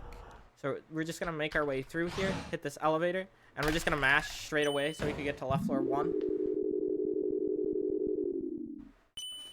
Do this movement here. Just get back down to the bridge. Again, you can't really do wrong warps because we don't have our menu. But now we're back. Now we have our menu. You're gonna immediately be on this pixel when doing this, so you could just come up, face the wall, and wrong warp like that. Next pixel is gonna be right here when Frisk's hair is like right past this wall. And then your third pixel is gonna be right here when Frisk's hair is about to leave, or if you wanna do this, it's like when Frisk's mouth is like right about to leave. And it's just gonna wrong warp. You don't need to do any of these, but we're going to be doing these sets of wrong warps 3 other times. Or 2 other times in this run, sorry. So I'd recommend trying these. Alright, so for this, we could either overflow this to get movement and just go to right floor 2, skipping this long elevator cutscene. You could just overflow it like that. Or you could hit C and Z on the same frame. And that works in this scenario, which in my opinion is a lot easier than overflowing. And you could just go to right floor 2, go down. You could wrong warp here. The pixel's gonna be like right when Frisk's neck passes this. You can't really see it, but it's gonna be like right there. It's not worth to go back for this wrong warp, so if you're not good at wrong warps, don't worry about that one. In this room, make sure you go down here, or else you're gonna get text. If you go down here, you're not gonna get that text, and you're gonna get a pyro. You just flee it. I got a Sunder plane because my files are weird, but that will normally be a pyro. It doesn't change anything, but wrong warp pixel is gonna be right here. Frisk's feet is gonna be like right past this like bump in the wall. This one's a little strange because you have to do like a downwards wrong warp. So like once you get on use, that's when you could start holding the arrow keys. So like fast would look something like that. That one's hard. It's weird. If you're not good at it, it's fine. You don't have to do it. You're gonna mash this text here, hit these two switches like normal, and then you're gonna open your punch card before you hit that switch. If you do it right, you'll know. You'll get this. Alternatively, you smash, mash, mash, mash. It's not a big, that's not a big skip, but it's certainly easy and it's certainly funny. So, you know, you might want to do that. Hold up left into this room and mash away this text. Your pixel is gonna be right here. It's 3 pixels after you land on the vent. We're gonna punch card and skip this. So if you want a menu buffer 3 pixels, that's fine. Now you can just hold straight left and close your punch card. You're gonna have to tap up to get out of the wall. I'm gonna move my mouse off screen. So you could just do this.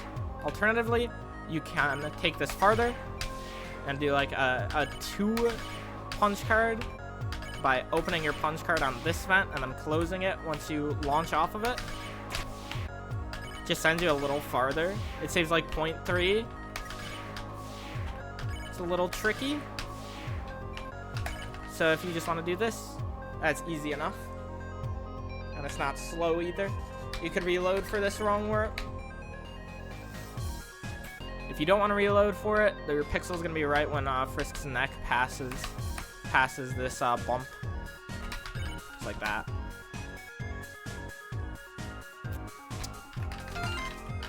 Smash this text in this room. You can reload for this. Well, you can reload for it, but you'll have to buffer a pixel. This one's a little bit different. You can't just instantly wrong warp. So if you reload this one, you'll have to move a pixel to the left before you can actually wrong warp. Otherwise, your pixel is going to be like right when Frisk's neck completely covers that bump up on that wall. That's a pretty big one, so I'd recommend it. And then we're going to use this like grid to tell us where this pixel is. The visual cue is kind of like when Frisk's hair is like a little bit past it. It's gonna be right there. Yep, just like that. That will be it. So we're 1 pixel away, and that's it. Open our punch card. Again, if you don't wrong warp into this room, it's gonna be a little bit different. I think it's this one? Yeah. But I'd recommend wrong warping there. We're gonna mash this text away, and we're gonna mash this text here too. We're gonna PCA, so open our punch card again. And we're gonna get to like what about it. I should mention that this is part of the 1 HP strat. So if you did not do that, then I will show you what to do after this. But if you did do that, you're going to get to like what about it, and we're going to overflow wrong warp into this room. We're going to do like the same thing we did with the Napstablook thing earlier, where we're going to like open our menu as we're going in. If done properly, I will get that phone call and I'll be able to move. I'm going to move to Alphys's text box where she says she's disabling the lasers, so like right here. And then we could use her text box as a visual cue. The pixel is going to be like right here. You could just kind of have to use her face as a visual cue. I use it like right here. I don't know how to explain what the pixel looks like. This is 1 pixel before it. So if you want to like kind of look like these like dots here on her face, once those disappear, that's your pixel. Now you could open the punch card and go like this.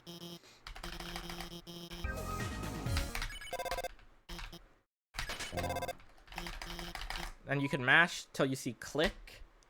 You could hop on this vent and close that text box, and we could get out of bounds and get to the room like that. So get to click. Bang, bang, bang. up, and then you can move down like that. If you struggle with that out of bounds movement, you could just get this trick like that, and you could just go right here and then come up this way, just like that. Alternatively, if you did not do the 1 HP setup, if you did not do the 1 HP setup, you're not gonna have this text at all. So I'm just gonna mash this away, pretend that's not there, and we're not gonna have that visual cue, which is gonna make this a lot harder.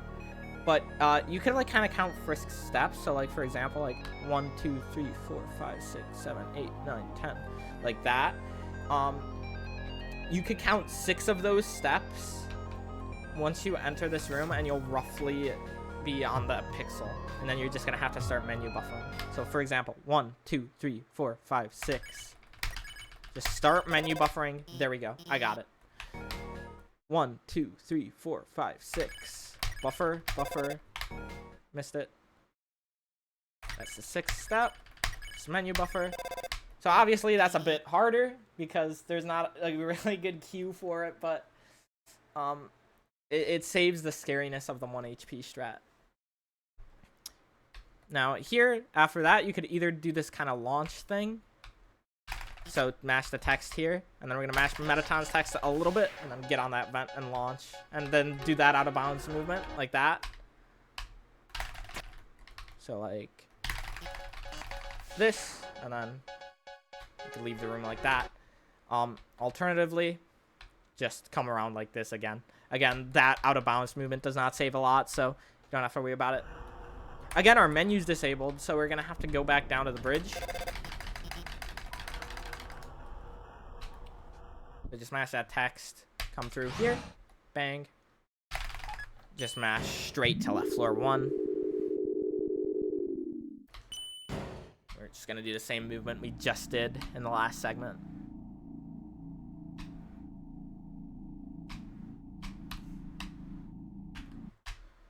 And then you could do these same wrong warps that I was talking about earlier.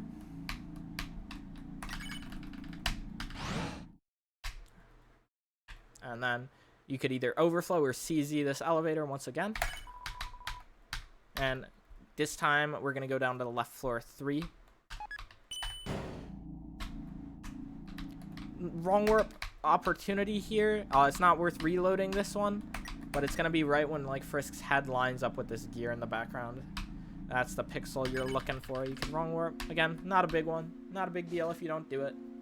You're gonna get text going into this room, so mash while holding right. And this is north-south skip. First pixel you're gonna look at is like right here. Frisk's feet are gonna be like right below that vent, and you're gonna need to close this punch card frame perfectly, like that. And your second pixel is gonna be the exact same. Again, have to close the punch card frame perfectly. Close it on the very first frame possible.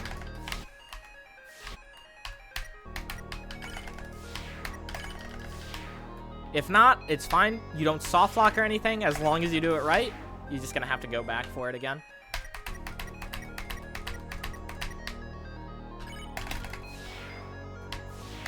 So here, you're just gonna hold right. And then on this one, you could either hold straight right or upright. If you want to make it like the same direction for both, you could just hold right for both of them while mashing the punch card away. Holding upright on the second one gets you a little bit higher up, so it's a little bit faster if you get it first try. But also, if you miss it, for example, you're gonna have to go down a little bit farther to get to the vent compared to just going back like that. Alternatively, if you struggle with this, you can completely skip this first one. This first one saves a little bit of time, but it's not mandatory. Instead, from here, you're just gonna go down, down, right, right, right. Nope, sorry. You're gonna go down, down, right, right, up, up, up, left. And now we're right here. And now we only have to do one of those. So obviously it's a bit slower than doing this, but if you struggle with it, then you can do that instead. Anyway, we're just gonna like make our way past these invisible walls, and we're just gonna make our way down to this door. Here, you can overflow wrong warp. You can overflow this and then wrong warp into the next room. I like it because it's a nice safety save. You could also just skip it. If you really want, you could just skip it and manually wrong warp. But I would just recommend coming up here, overflowing this, wrong warping into the next room. Up next, this is Muffet Skip. We have like 6 different pixels we could try. Your first one is definitely the best cue though. You see this like pink wall. Once that disappears, open your punch card. Bang. Otherwise, if you miss it, you could just kind of like look at the spiders as kind of a cue for like when the kind of like a little bit of a cue for when the text will appear. You have a lot of different chances here, so you shouldn't ever miss this, but you know, just get one of them and just keep that text box open through this room. You're gonna go up here, get a little speed boost, and then you're gonna go down on this one, get a little speed boost. Bang. Then you could overflow wrong warp with the text at the end of the room if you really wanted. It's not a big one, so you don't have to by any means, but you can. Alright, next up, musical skip right here. This cue is very good actually. You're gonna see like this L shape on Frisk's head. Once it's like completely on like that, that's the pixel. And you just punch card, open your punch card, and move forward. Bang. Okay. Now next up, our menu is gone once again. This time we can't go straight to the elevator. We need to go activate a cutscene before we could come back to this floor. So we're gonna go up here, up through this hotel.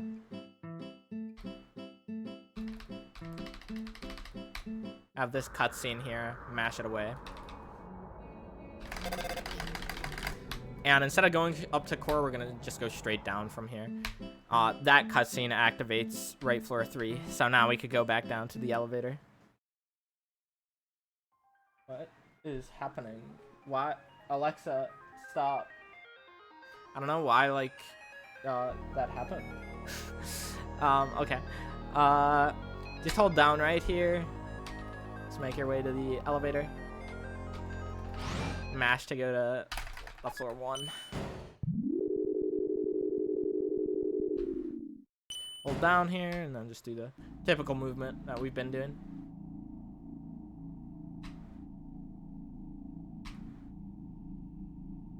Bang. And then we're gonna do these 3 menu recovery wrong warps again if you want. Again, don't have to if you don't want to, but they're good to know because they're the same every single time. Gonna do that CZ or overflow on the elevator, and this time we're headed to right floor 3. Wrong warp pixel is gonna be right when Frisk's neck passes this bump. Otherwise, you could reload and move left a pixel. Next pixel is gonna be right here when Frisk's hair is about to go off screen. Next pixel, I believe, is right here. Kind of just one you have to get a feel for. Sorry, I lied. It's here. Again, there's something you gotta get a feel for that pixel. You can do one here, but it's not big at all. I'm not gonna do it. Another pixel for a wrong warp you could do is right here, right when Frisk's feet pass this like circle on the ground. That's your pixel. If you do wrong warp, you're just gonna get that text. If not, you can just walk up, get this text here. Wrong warp here is gonna be like right when Frisk's like line on their shirt is gonna be like lined up with that path. No matter what, if you wrong warp in here or not, the pixel for this is really good. It's gonna be, you see like these lines, like these cyborg lines in the background. So Frisk's foot is on this, like, in between the first one now. Now it's in between the second one. And on that third one, that's going to be your pixel. Bang. You can set up for a wrong warp here. You just kind of have to line up with this, these, like, lines here. Mash this text away and wrong warp. It's not big at all. So if you just do that, just come up like that. It's not a big deal. Hold up right here. You're going to get some text. Mash it. These lasers are always going to be the same. It's always going to be blue, blue, orange. So just do that. You could skip this text, so you could punch card. Again, just go for this frame perfectly, because it's not big at all. The pixel is going to be like right here. You just got to go for a frame perfectly, because it's not, if you buffer for it, it's not going to save time. You cannot punch card these because there's invisible walls. It's fine though. You could reload for this wrong warp. And now, there's actually a really good setup for this. If you want to, you could go up like to this corner, come down, and then buffer to the right. Now you're right on the pixel. Like no setup whatsoever, really. Or you could just, you know, figure out the pixel on your own. Obviously, this is a little bit faster. It's like when Frisk's is like right lined up with that bridge, just like that. But this is pretty nice, especially as a beginner, just because, you know, it's very simple. Anyway, after you get this, you're going to PCA to open. This will allow us to overflow wrong warp out. Mash the text until the lasers are disabled, and then move to click. This is our last text box here. So now, at the end of this room, we could overflow wrong warp. If we don't PCA that, though, we will soft lock on this wrong warp. After overflowing, I like to tap down here to get this text out of the way. This depends on what route of core you're doing. You could leave this here and just do that. But if you're going to do snowy core, which is a lot of wrong warps, basically moving backwards through core, you're going to want to get rid of that text box. Wrong warp pixel is going to be right here. This is not a big one, so don't reload for it. Next pixel is going to be right here. Don't reload for that one, and your next pixel is going to be right here. You can reload for this one. Core puzzle, multiple ways to do this. First, you could just, I guess you could just interact with it. The puzzle solution is up, up, left, right, left, or sorry, let me restart. Up, up, left, down, left, and then fire. Alternatively, you could overflow this. Do that same solution. And now we could equip both the pan and stained apron while we wait for this to happen. And finally, you can overflow, wait a little bit, overflow again, and you don't have to do a puzzle at all, basically.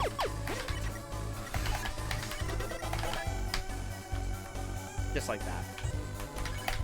So overflow, overflow, and then equip. As you can see there, I did a wrong warp at the end of the room. I basically wrong warped with that cutscene. You have to equip your stuff very fast to do this.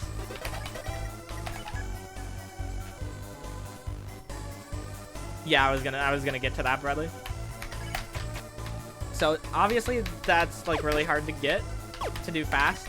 But however, if you like just equip the apron, after equipping the apron, if you keep that text box open, you can now move with it, which means you could overflow wrong warp out of the room with it. I would recommend that for beginners, especially if you're equipping both pan and apron.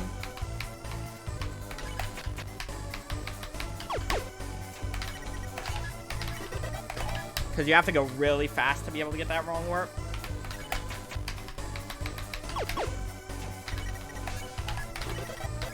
But alternatively, you could just overflow wrong warp out. Alright, now you make decisions. If you want to do a lot of wrong warps and you're good at wrong warps, we are going to be doing Snowy Core. Snowy Core is wrong warping through core, basically completely backwards. So it'll look something like this if done quickly.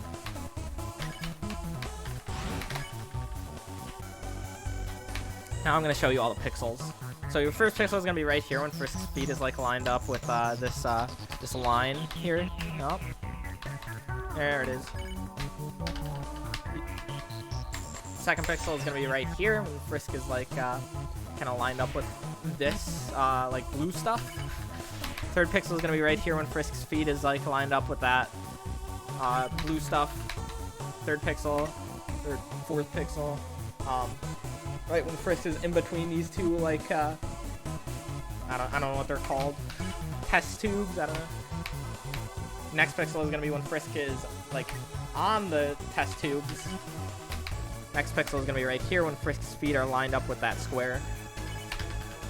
Your next pixel is gonna be right here when Frisk's eyes are lined up with this line. Next pixel, you just kind of gotta get a feel for. So obviously that's really hard. It's a lot of wrong warps really fast. You need to be really fast for that to save time. That does not save a lot of time. If you are not incredibly good at wrong warps, you're not going to save time with that. So if you're just starting running the game, just come up here, go to the right, go to the right, go down, go to the right. You'll get an astigmatism. Just flee from it.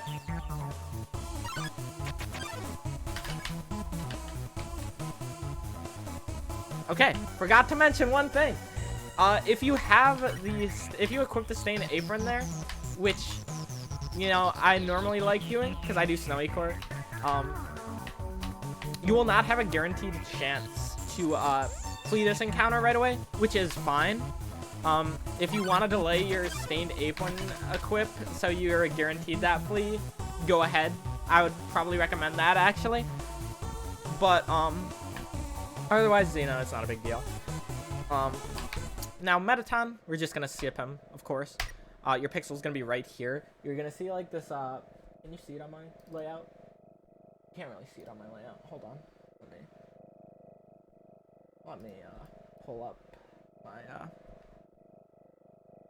other layout. Okay, here we go. Now you can see like that black line just kind of like coming up and like out. That first pixel, the black line is there.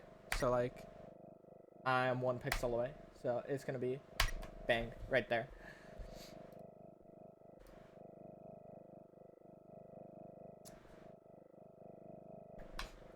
Now we could just mash away this punch card. We'll get a little speed boost.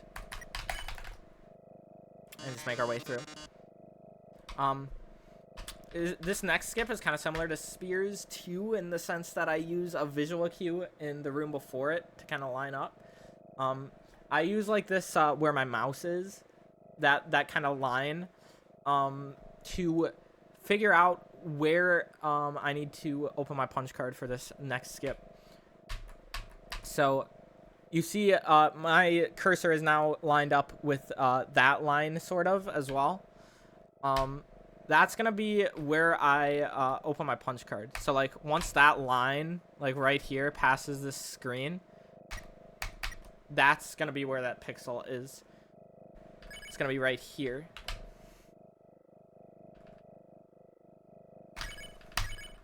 Just like that. Now, if you're running neutral,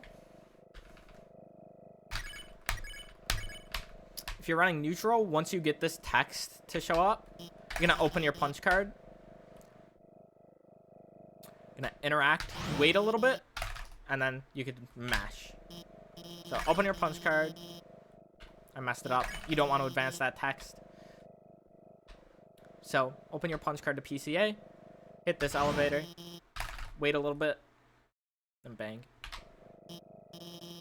You can actually close text here a little bit earlier than I was doing there. You could kind of close it like right when the elevator closes. Or when it completely opens. So like now. And you can mash. Like that.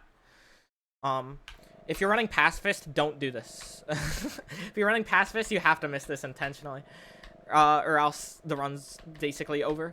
So, don't do that. Don't do that PCA like I was talking about earlier. You want to do that first skip, but don't do that PCA. Just mash this text here.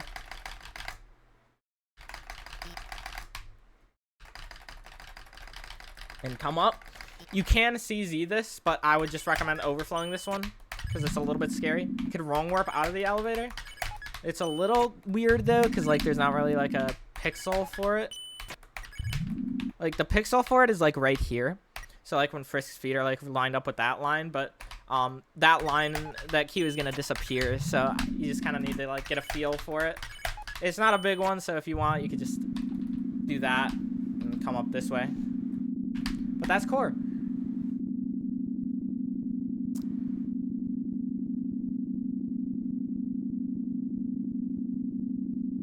Now, new home, we're just going to start holding right in this room. Just reload for this wrong warp. This wrong warp's really big. You want to go for this one.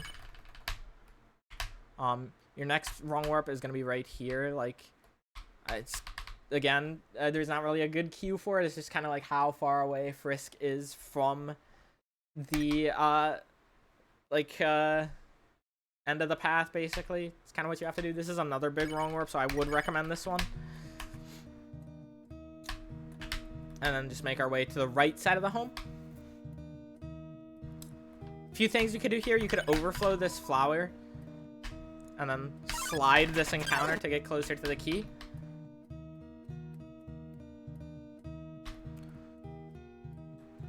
You can open your punch card on the right pixel. And then open it again to get the key. You don't need to do that open again. You could just do that.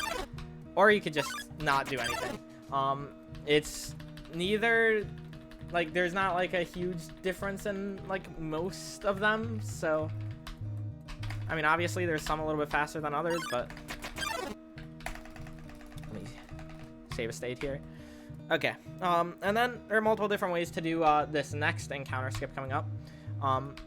You can get this key, come through here, move down a pixel, wrong warp, get on this pixel where Frisk's hair is like right at this candle, and then we're gonna hold left because we need to like slide into this pixel basically, and then we could hold right to get into that room before that encounter happens. This is hard, and it's also RNG. It will always work, but it's RNG on how hard it will be. So alternatively, you can overflow this key.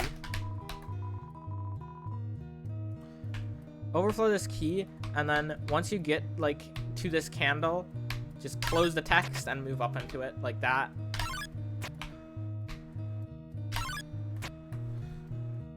That's a pretty easy way to do it, in my opinion. So that's how I would recommend it. Pixel's gonna be right here. You can reload, but this is gonna be 2 pixels to the left. And then your next pixel is gonna be right here. You could also just reload for this one.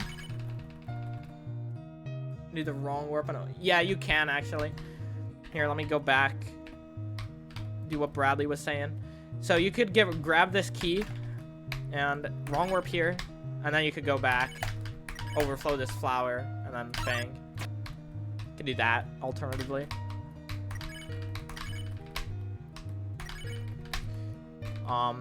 You could open your punch card and do like a punch card slide again here on this encounter. It's not a big one, so just go for frame perfectly. If you miss it, you miss it. It's not a big deal. I'm missing it every time. I'm missing it every time. There it is. Yeah, it's not a big one, so just go for a frame perfectly. Come up here. You can interact with this key. Just kind of ZXZ it. Should have saved a state there. My bad. So just kind of ZXZ. You could overflow this and then overflow wrong warp out. Like that. It's what a lot of people do. Personally, lately, I've just been interacting with it and manually wrong warping. But if you're still not, like, great at manual wrong warps, this is definitely easier. Now I can just come over here and come on down.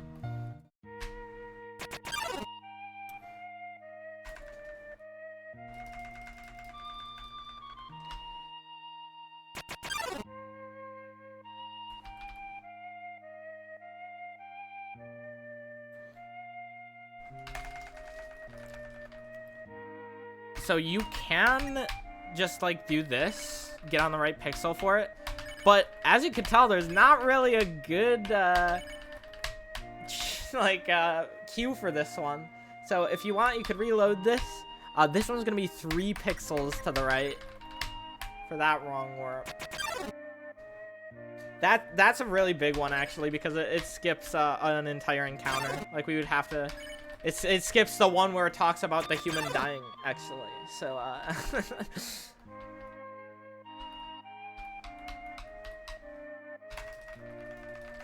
yeah, that's a big one.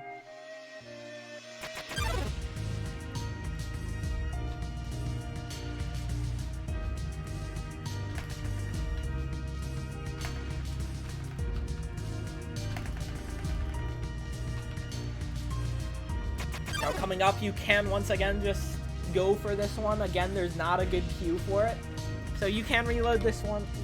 This one you don't need to like do like any other like pixels for, which is nice. It's just walk in, walk out, or walk out, walk in, wrong warp, bang.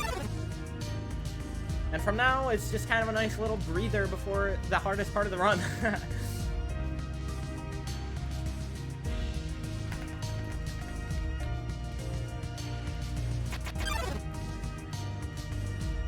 Kind of hold right while mashing Z and enter whenever you need to.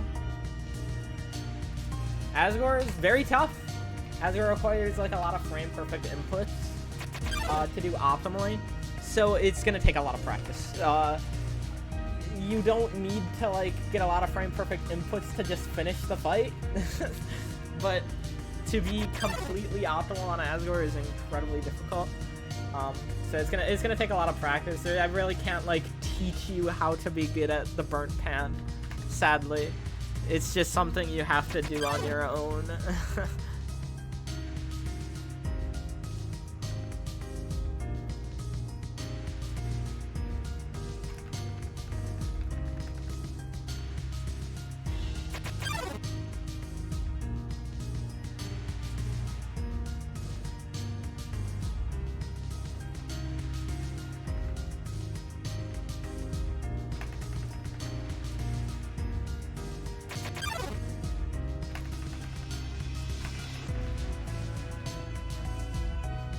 Almost done now. Just a few more. Also, thank you for watching this, everybody. I hope that this helps people actually trying to learn how to run this game. Seems really cool. Anyway, in this room,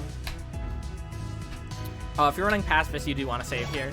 If you're running neutral, ooh, my bad. If you're running neutral, you can save here if you want as well. But you need to save there in Pacifist. You need to.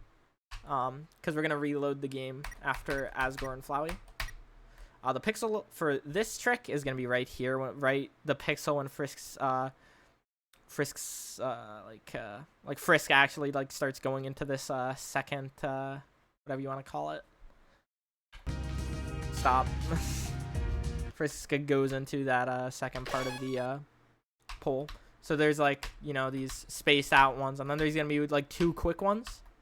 So there's the 2 quick ones, and it's gonna be that second one right when Frisk starts going into that. That's your pixel. Open your punch card. When Sans appears, hold up and right, and you could go back down here. You're gonna move 3 pixels up, and then you're gonna wrong warp here. This is called the Rambu combo because these are like 3 like really big wrong warps. And then you're gonna get to this one where Frisk's feet are just like lined up with these like the edge of the flowers like that. That's gonna be your second one, and your third one's gonna be right here. There's not really like a great cue for that one, sadly, but so like going fast, it'll look something like this. Hold on.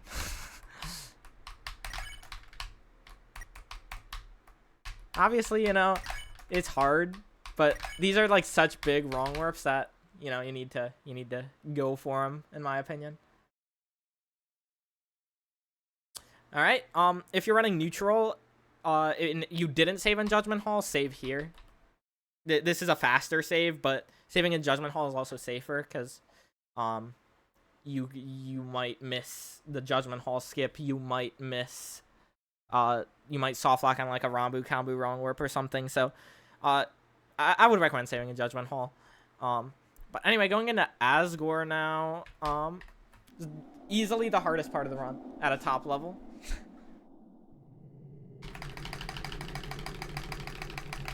As a beginner,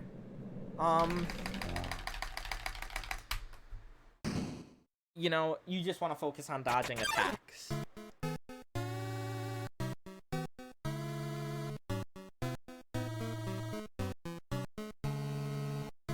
But as you get better at the game, you're also going to want to start focusing on hitting your quads.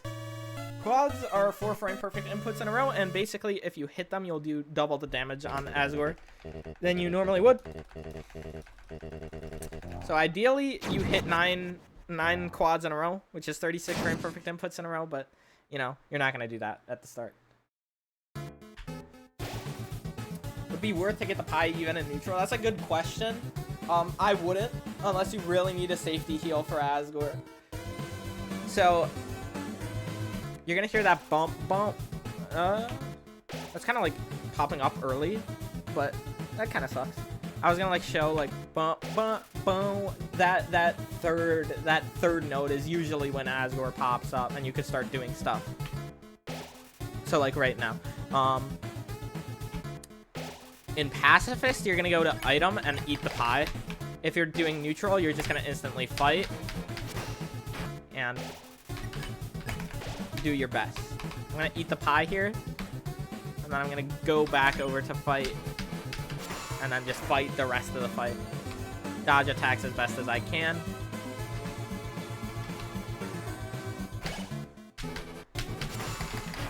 So that's an example of a quad. You see how that did like 340 compared to like 180 that I did on my last hit.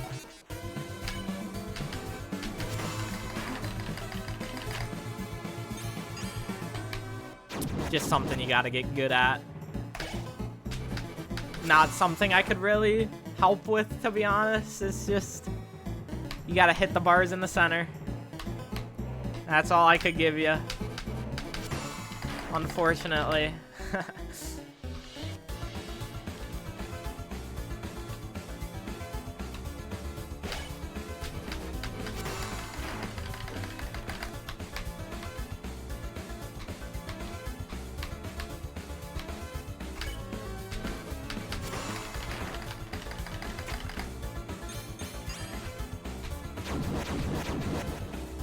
This is basically the end of the neutral run, by the way. After this is only Flowey for neutral. So if you just wanted to learn neutral, you're almost there. If you're running Pacifist, you got a little bit more to go, but we're getting there. We're definitely getting there.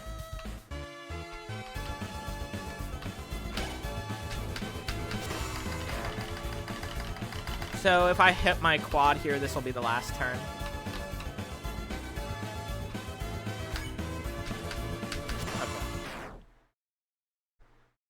Now, no matter what category this is, we're going to kill Asgore. Since we reload, it really doesn't matter that we kill him.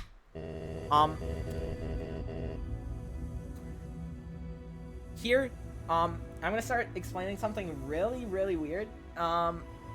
So, I've been advocating for piano mashing this entire guide. Now, this cutscene, if you random mash, you could actually mash faster. Like something like that, in this cutscene, you can mash at 60 or 30 text bars a second. Sorry. So random mashing here is actually faster than piano mashing. It's not long, so I just recommend random mashing. Why not? And then fight Asgore. Move on to Flowey.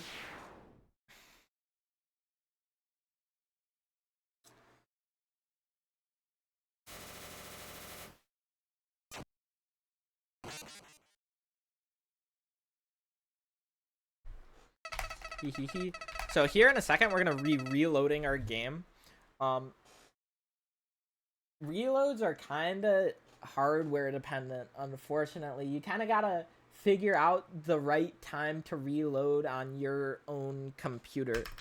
For me, my reload is gonna be like right as the game's about to close. So like right about now, I would reload my game. It'll be you know you got it right when you see like Mike Wazowski. And then just mash Z enter and come up here. So the reloads are just something you're gonna have to get a feel for on your own. Can I turn off debug mode? I cannot. Unfortunate. I just can't hit shift during this fight. So just mash Z enter here.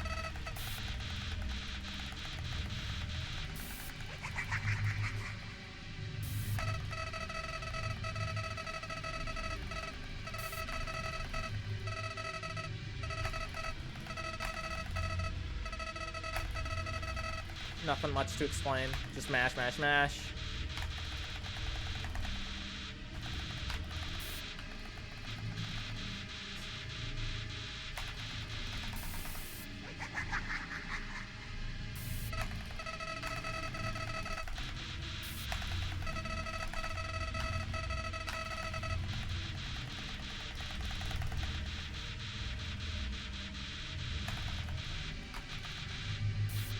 Almost done with this long cutscene now.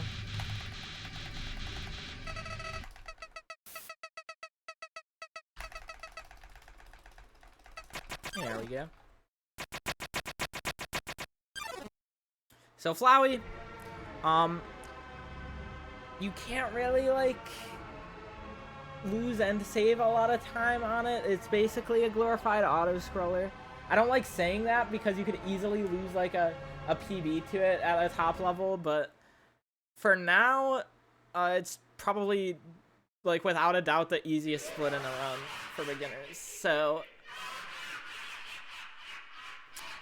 for neutral runners, this is basically just a victory lap, because this is the last segment of the neutral run.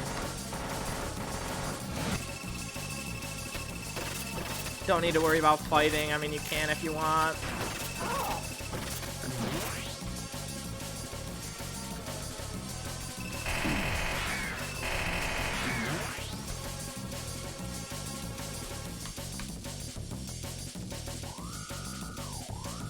First phase, you're gonna look to see which direction the swords are moving. Here, they're moving right, so the act button's gonna be on the right side. And it's just gonna be there. If the swords are moving left, it would be on the left side. Just get to the act button as fast as possible. You cannot die in these phases, so just damage boost through all of them. And you'll always get healed to basically full HP by the end of them.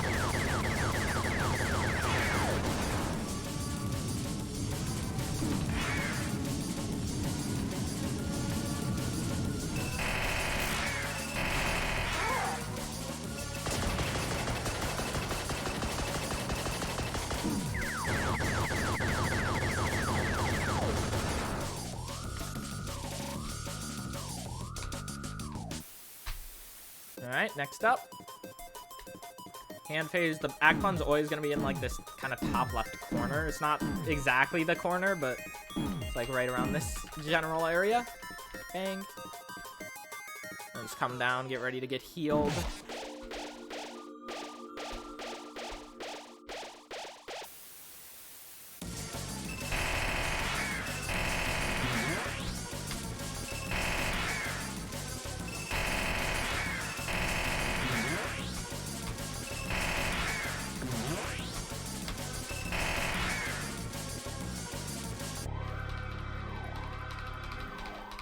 Alright, blue phase. Hold right. Move up, move up, move up, move up. I cannot stress enough that you should move up here at the top, or else the act button may just jump over you and you'll have to redo this phase. Somebody lost a PB to that not too long ago, so, you know, it just pains me to see people not go up there. Just go up there, it's fine. You'll never get jumped over if you do that.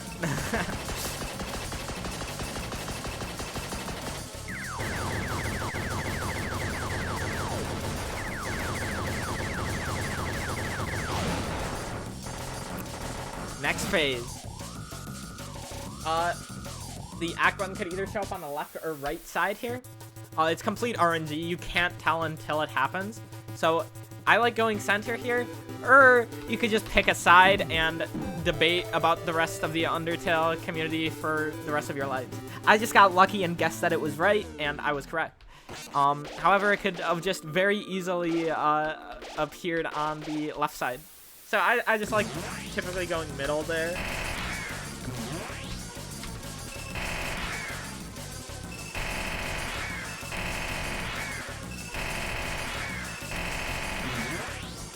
But if you're like really desperate for like half a second and you need it to PB, then why not pick a side, you know?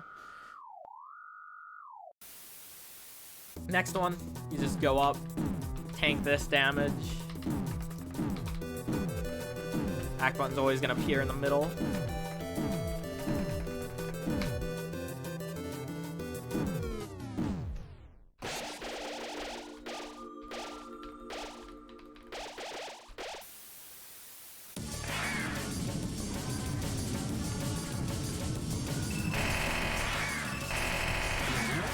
Act button will show up on the right side 2 frames earlier than the left side, yeah. But 2 frames is not a big deal. But if that changes your opinion, if you want to go right instead of left now because of that information, you know. This is our last soul phase. We're just going to hug the bottom right. Just hold bottom right. And we're going to count 1, 2, 3, 4, 5, 6, 7. On the 8th burst here, the act button's always going to appear. And then as this music starts to like contort, you're going to reload the game. You'll know you did it right if all of these are like dark gray. Now we can close out of that other instance of the game. And this is quick kill. I'm going to explain it a little bit here. We're going to count to 12 attacks here. 1 right here. 2, 3, 4, 5, 6, 7, 8, 9, 10, 11, 12, and then I'm going to use an audio cue here. Just listen for it. Now, wait until the number shows up, and then attack.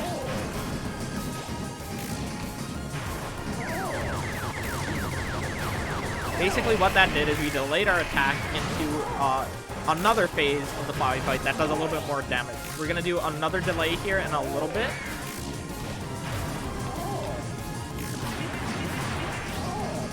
It's about halfway through this fight. We're going to attack here, and then we're going to delay this one. Delayed that one successfully, and then we're going to delay our very last hit as well.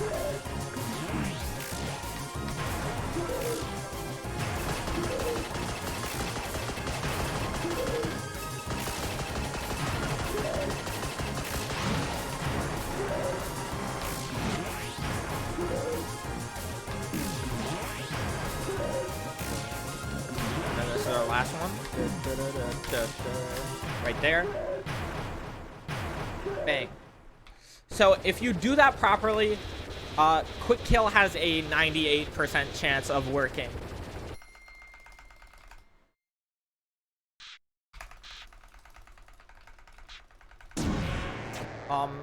you can do everything right, and there's a 2% chance that it won't work just because of bad damage rolls, but, you know, that's pretty unlikely. Not something you really have to worry about.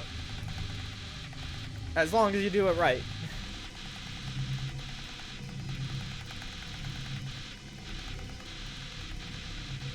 Anyway, you want to like get to the edge of these so you get hit by them as quick as possible. So like right here, I'm instantly gonna get hit because I'm right above the pallets. If I just stood in the middle, I would have had to wait for them to like circle around me and like close in very slow.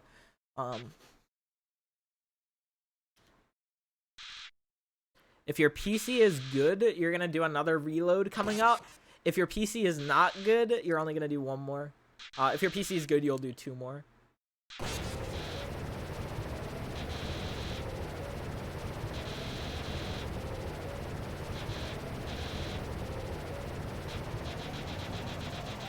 So if your PC is good, as screen begins to fade to complete white, so like right around now, I could reload my game. And I'll show up here a little bit earlier. I could hold left to attack Flowey.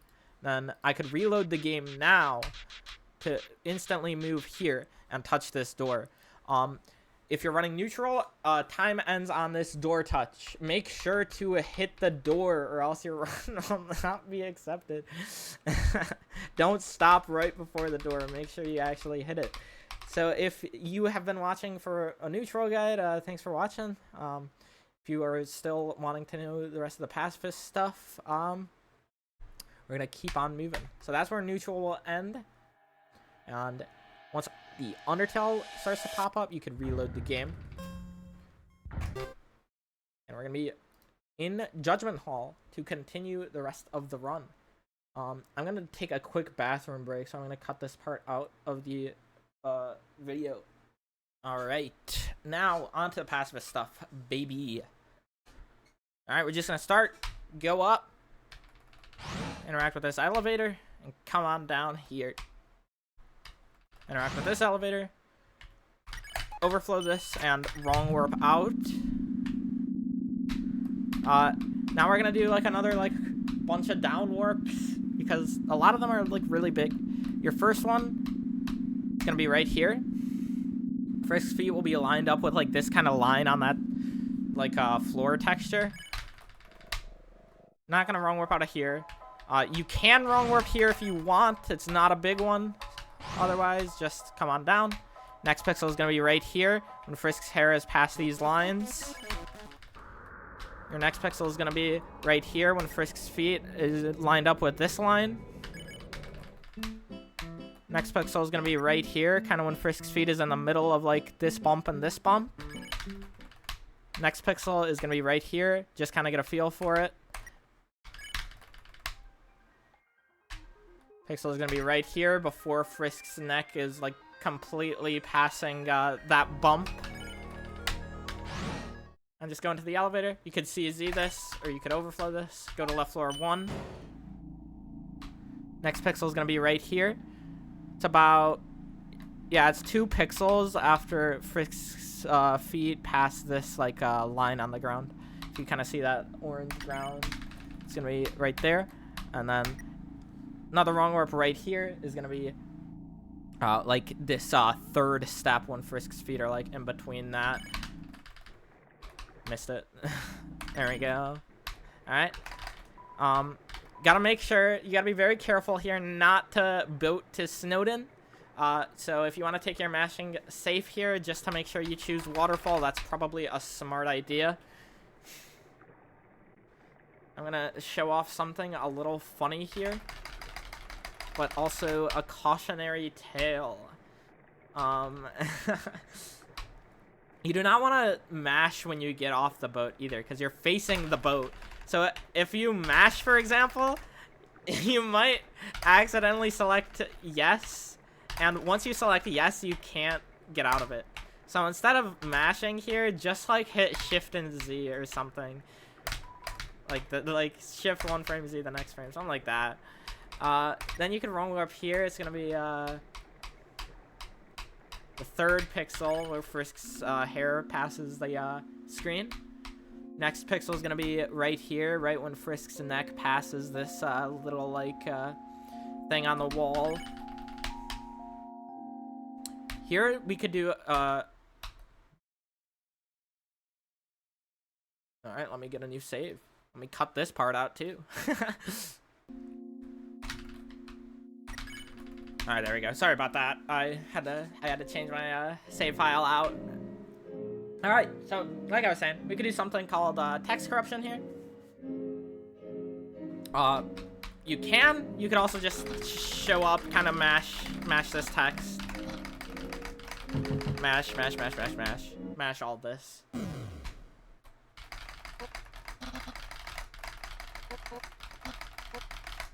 So, I mean, that's not horribly slow, but you can speed this up. What we could do here is overflow. We need to overflow Papyrus. We need to turn to the left, because if we don't, we're just going to interact with him again like that. And that doesn't do anything for us. So turn to the left. Say yes. We're going to wait till like he has like these two text boxes that interact with each other. We're going to close. Move up. Mash. Move to our bandage in our menu. Drop it.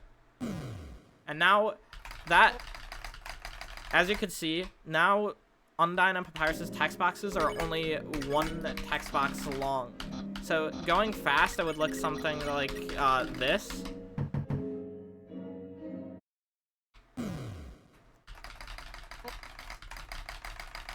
And we could just go into our house, whatever method you choose to do. Mash this away. Once Papyrus like jumps out of the window, you could just start holding upright. Why specifically the bandage? It's just the last item in your inventory, so like it doesn't have to be technically, but I just like to menu down to the last item in my inventory. So you're gonna take a seat and then hold up here, so you move right away. Go right and move the spear to the T box. Just mash. This entire date segment is a whole lot of mashing. So I'm gonna be completely honest with you.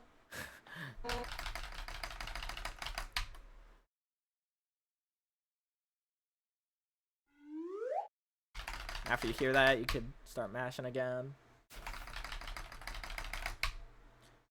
So this is why I typically don't random mash, because, you know, this is a lot of mashing.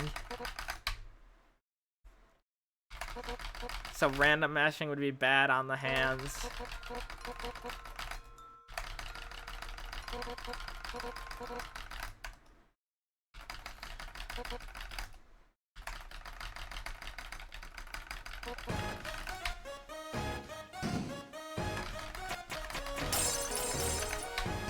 So just mash your way through this.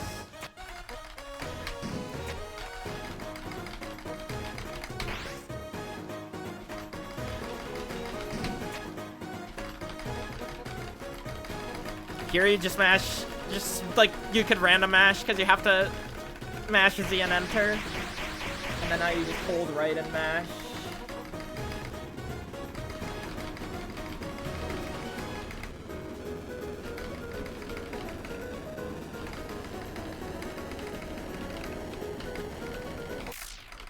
There we go. Oh, it's a lot of mashing. It's a lot of mashing, y'all.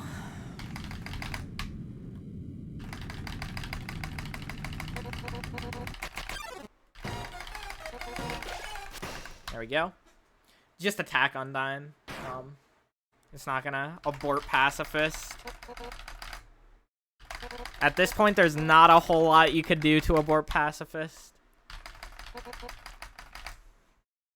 Alright, you could wrong warp here. Your pixel is gonna be right here. It's right before Frisk's feet. Past this little like purple dot on the ground, if you kind of see that texture. It's not a huge one, so if you don't want to do it, you don't have to. And you could also wrong warp here. Your pixel is going to be right here. The room transition is a little bit odd here, so you're going to have to let go of your arrow keys for a bit longer than you're used to, most likely, for that to work. And then your next pixel is going to be right here, right where Frisk's feet line up with that crack in the wall. Right here. And then make sure you don't boat to Snowdin again. Boating to Snowdin will be so sad. Go to Hotland.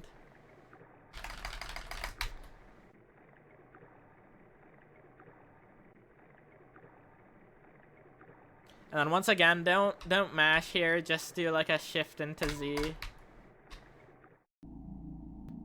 Okay.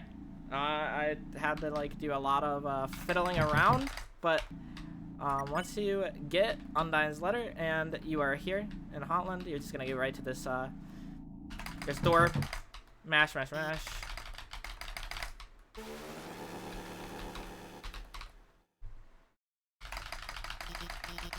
And just piano mash. Here, if you mash accurately, you could like kind of get like these date skips. Like normally these dating starts are like unskippable, like that for example. But if you mash accurately and fast, you could skip that just like that, just like that, and just like that. It's just kind of, it's not something you can get consistent at, to be honest. It's just something you get. That was my Windows, by the way. Not yours. Anyway, now it's just a whole lot of mashing after that.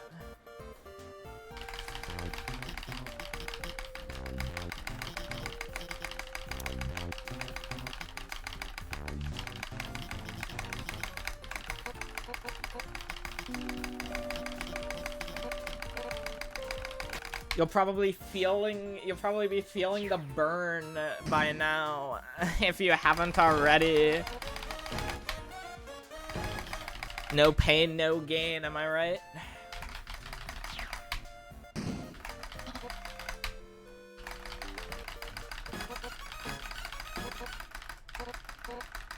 And there we go. Now we can just hold right. And now we're good to go to True Lab.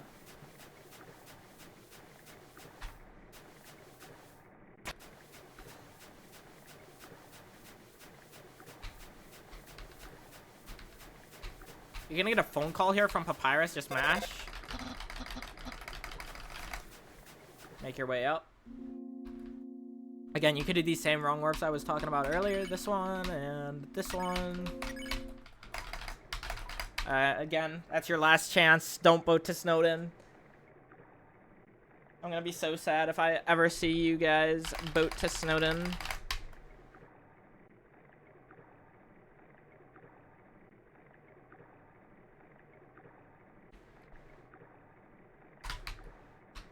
Now we're just gonna go up into lab.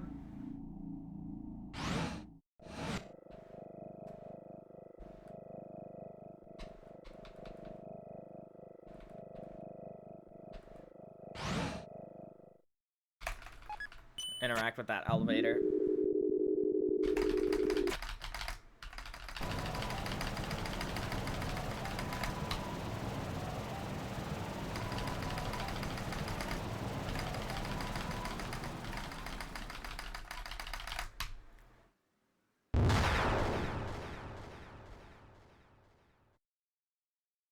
Alright, we're gonna hold down here. There we go. Now into True Lab. Our last, like, big punch card segment of the run before the final boss. You could wrong warp here. The first pixel is gonna be right here, right before Frisk, like, interacts with, like, this edge of the screen, basically. It's wrong warp there. Next wrong warp is going to be here. Frisk's feet are going to be on this line. You can also just reload for it. Frisk's feet are going to be on this line again. Again, could also just reload for it. Just interact with the sync. You don't need to interact with each of them specifically. You just have to interact with one over and over and over. So act, go to cell.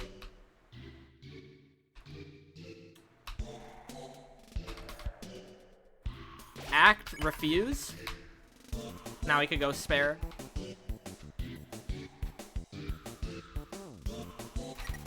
Spare. Get the key. And you could like move up just 1 pixel and wrong warp into this room. It's not a big deal if you don't. Like, you could just go in. You could just do a ZXZ to put the key in and then go out. Next wrong warp is gonna be right here. Frisk feet just on that line. Again, could reload for it as well. Again, pixels and True Lab are like all basically the same. Frisk feet on the line, wrong warp.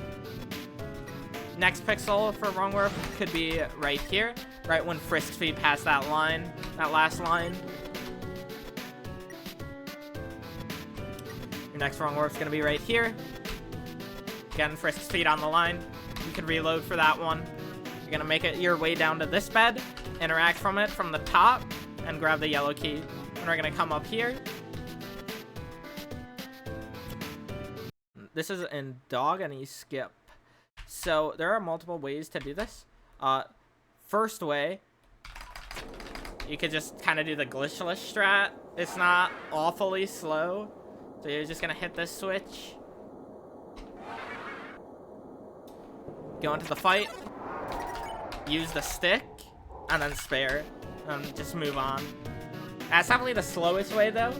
Instead, you could overflow this. Move to this, press it text box. Press it while interacting with the sign. Once you hear that sound, you can mash that text away. And bang, you've just skipped that fight. So I'm gonna show that one again, because this is the one I would recommend. So you're gonna hear that sound, and then you can mash. Bang. And then if you want to go really fast and be like really scary with it, you could overflow, PCA, and then here we're gonna do an overflow wrong warp. If we go too early, we're gonna soft lock. So what we need to do instead is go as late as possible. Go so late. And if done properly, you'll activate the switch, skip the fight, and wrong warp out.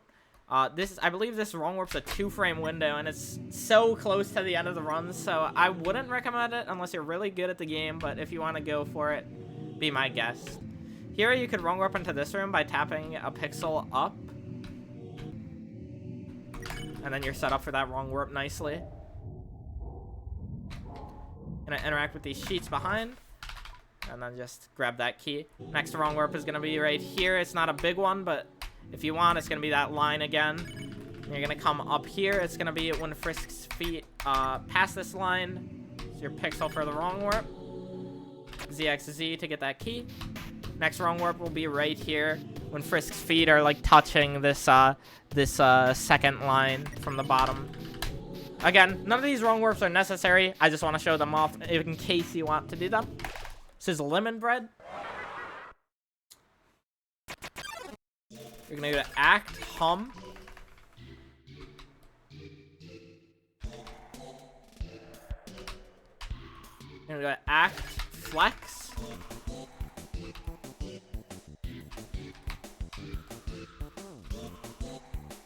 And act, unhug.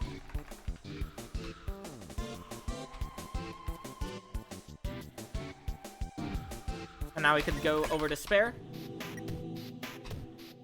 Next pixel is going to be on this line. Again, could reload for this one. We're just going to interact with this fridge, do like a ZXZ, and then just come up here. We're going to ignore this key for now. But we're going to go to act and joke. Act and joke. Act and joke, and that's that. Again, you could like get lined up for this by moving a pixel up. Get lined up for that wrong warp nicely. This key, overflow it. And then don't do this. You want to go above these fridges and like do the frisk dance, because if you do, you'll like get a speed boost behind every single one of them like that. And then you'll just do an overflow wrong warp there. The pixel for that one is gonna be like this line again. They're just all the lines on the floor are the pixels, like for that one. Once again, you can reload for it. But again, it's just that line. Just that line on the ground. So we're gonna be skipping Reaper Bird. Just gonna overflow these flowers.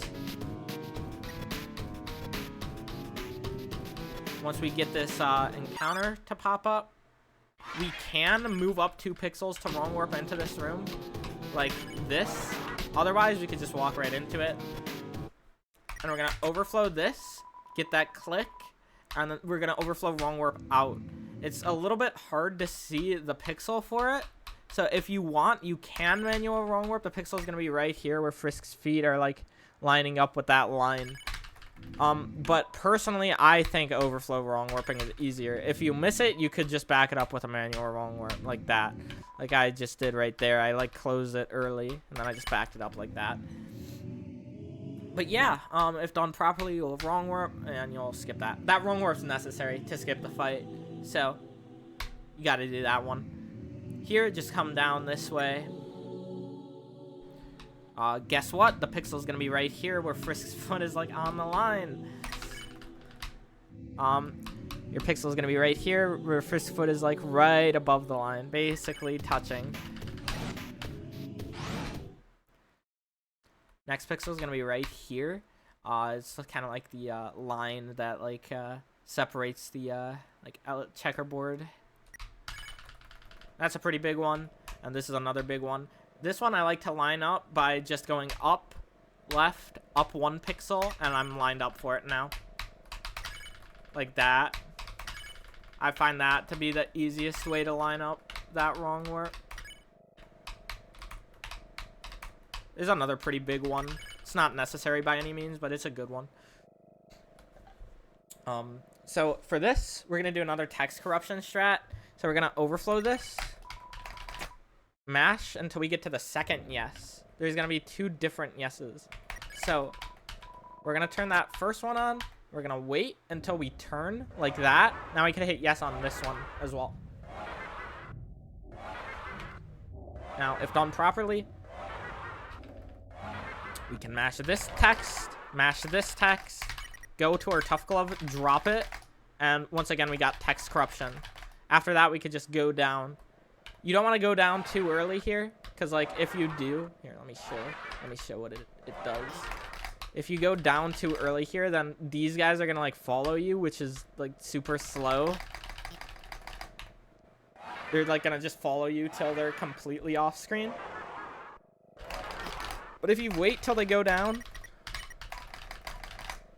and go up like that, it's a lot faster. Then you could just follow Alphys down. And then you could wrong warp into this. It's going to be right here. Frisk, once again, just on that line. Wrong warp. Oops. Wrong warp. And then you'll get text. Just mash it. And that's True Lab. 1 more split to go, and we are done here. So, we're just going to go up through this elevator. And we're going to get ready to do the Rambu combo, our last few punch cards of the run. There is 1 more after this, but it's by no means necessary. Again, though, these are big, so I'd recommend these. These are just the same pixels as last time.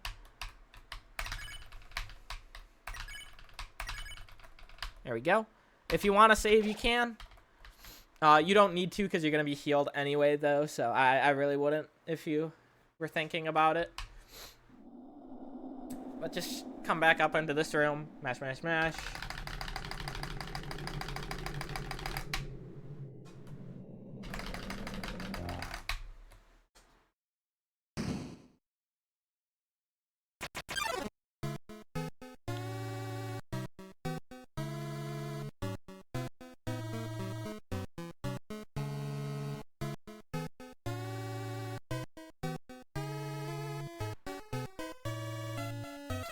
This is another one of those cutscenes, this Asriel cutscene, where random mashing is actually faster than piano mashing. If you don't want to, you don't have to, but if you want to random mash, the option's there for it to be optimal.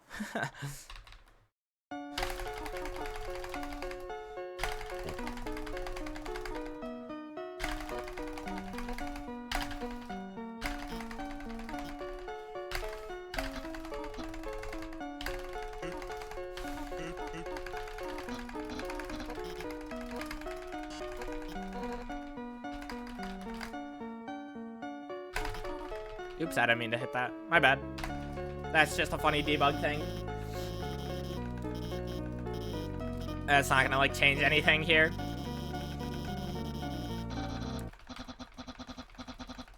But yeah, just smash through this. Not a whole lot you could, like, save or lose time from. Besides mashing, obviously.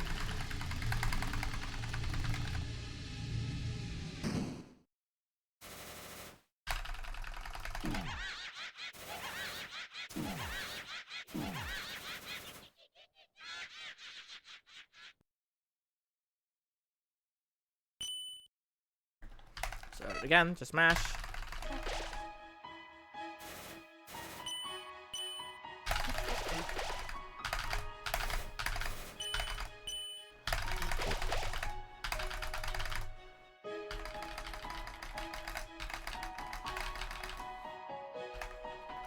And this is unskippable, so.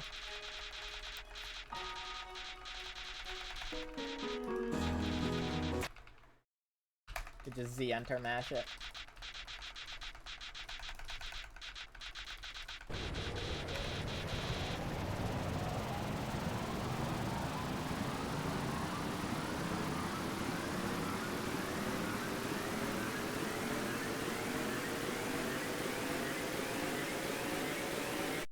Alright guys, we are officially in the home stretch. This is our final boss of the run. This is why Stained Apron is really good. Fight is a little tricky, especially to new runners. So the Stained Apron will heal us 1 HP every other turn, and it also gives us really good defense.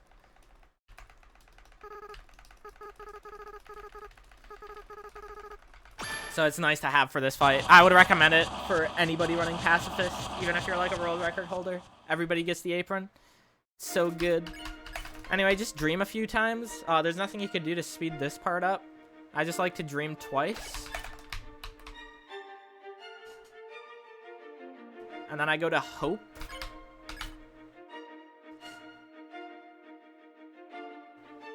And then once this beat drops, you can hit enter and start the actual fight.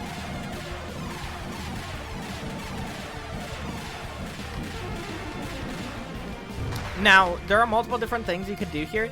You could spare, which is technically fastest, but it's pretty hard for new runners. So I would recommend staying on act this fight and just dreaming and hoping, depending on what you need.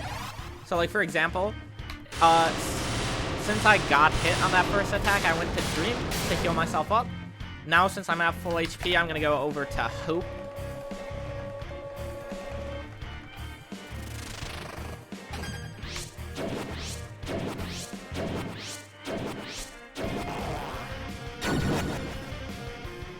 I'm gonna hope again, because that just reduces our damage taken. Dreaming will heal us, so dreaming is good for if you get hit on an attack or something.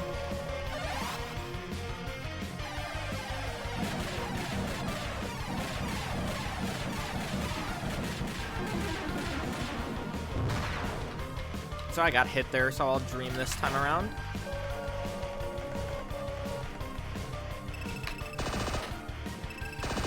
Here I actually just like to hold X. A lot of people don't know this, but holding X actually slows your soul down.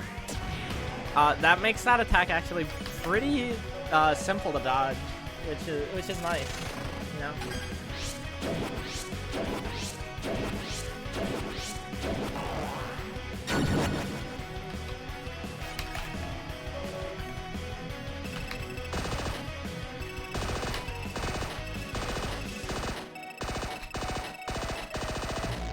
Again, you know, I just hold X there, slows my soul down, gives me a bit more control. Now we're into like Asriel's like mega attacks. Asriel's now in mega mode. Well, not really, I guess, because there is like an even more mega mode. So I got hit really bad there, so that's why dreaming is nice. If you need to as well, since you dreamed at the start of the fight, you'll have some dreams in your inventory as well, which will heal even more damage. So like, if you're really scared, you can just menu over to item and like use one of your last dreams. Might not be a bad idea. I believe we are coming up on our... Yeah, this is our last attack before Hyper Gunner.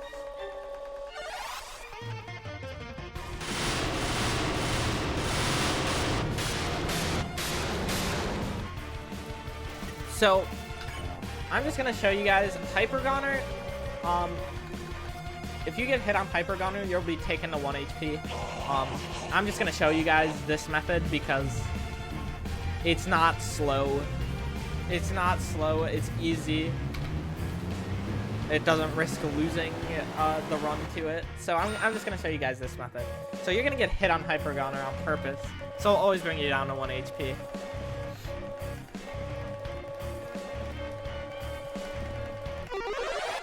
And now we're going into this next phase. Basically, by dying on this phase of Asriel, we will progress a turn. So, we are going to intentionally take a death here.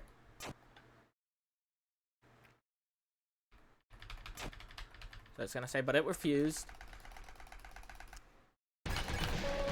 And now we're on to the next turn. That is slower than doing the attack like normal, but now...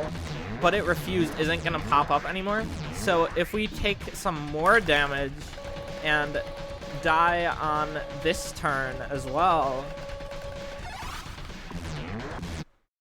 we now skip that turn as well. But this time, but it refused doesn't show up. So that's actually really fast. Now this is our last turn here before this phase, the save phase.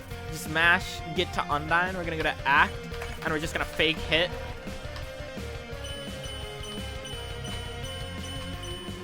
We're just gonna mash, get to fake hit again. And this text is unskippable, so we're gonna go to act and recipe because it's the fastest.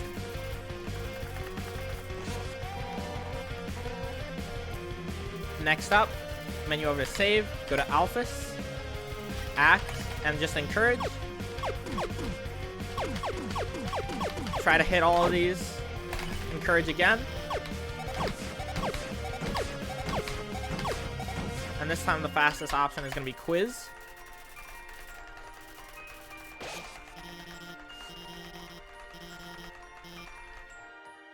Go to save, go down to Sands on Papyrus.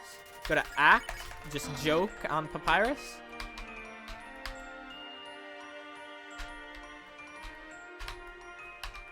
Joke on Papyrus again.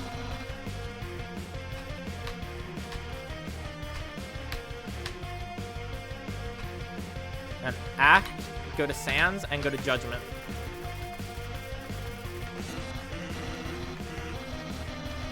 For this last one, go to save, and then we're going to wrap around by tapping up. So instead of having to do 2 down inputs, we could just go like that. Then we're going to go to item here, and we're going to eat the pie. For this first turn, that will allow us to instantly move through on this next turn. We're going to go to act, Asgore, hug.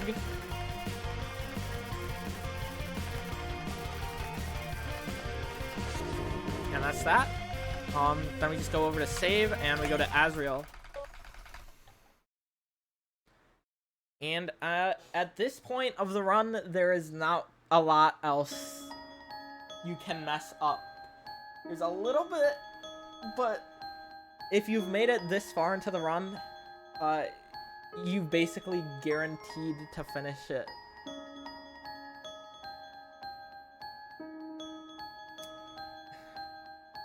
The run is... This is basically just like a victory lap. You can still mess up, but once you get here, just menu over to right and to save Asriel.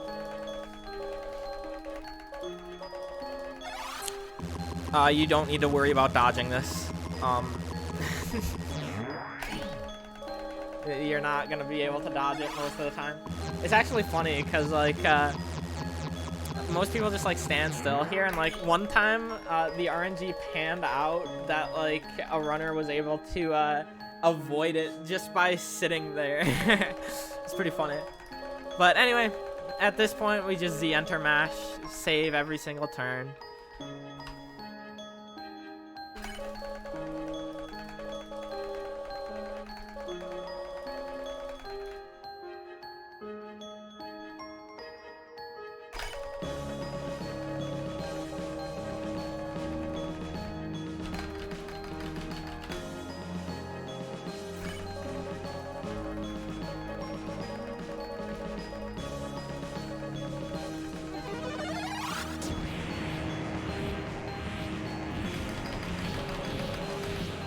So we're almost done now, actually. About to be done with this fight, which means we just got some mashing to go, basically.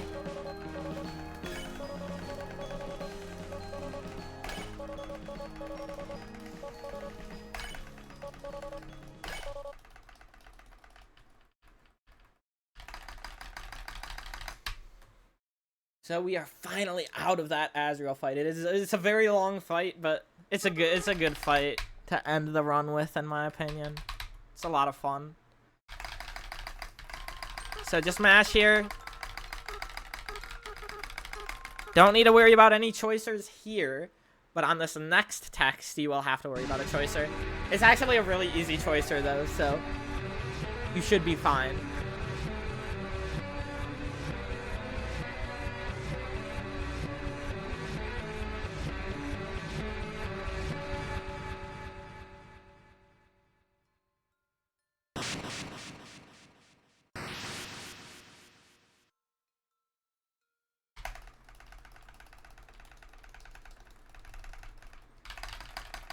Alright, I'm gonna set a save state here just to show this.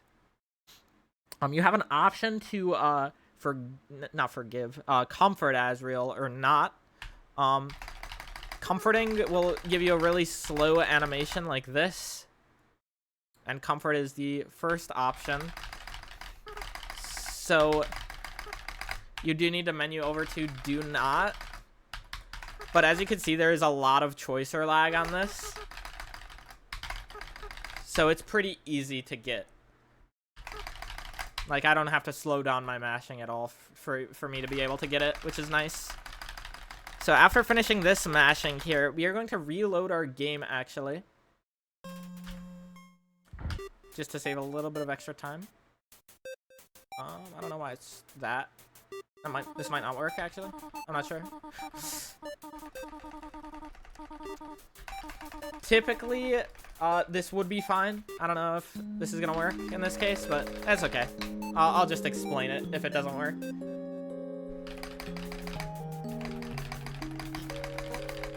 So you'll just mash this text like normal. And then after mashing this, with that open game, yeah, okay, it did work. With that open game, you can continue, and it'll just put you a little bit farther into this room. So instead of having to walk this path, it'll just be right at the save point right away. If you want to do it, there's one last wrong warp here. If not, just walk up. Go to I'm ready. And just about a minute left in the run. Just mashing at this point.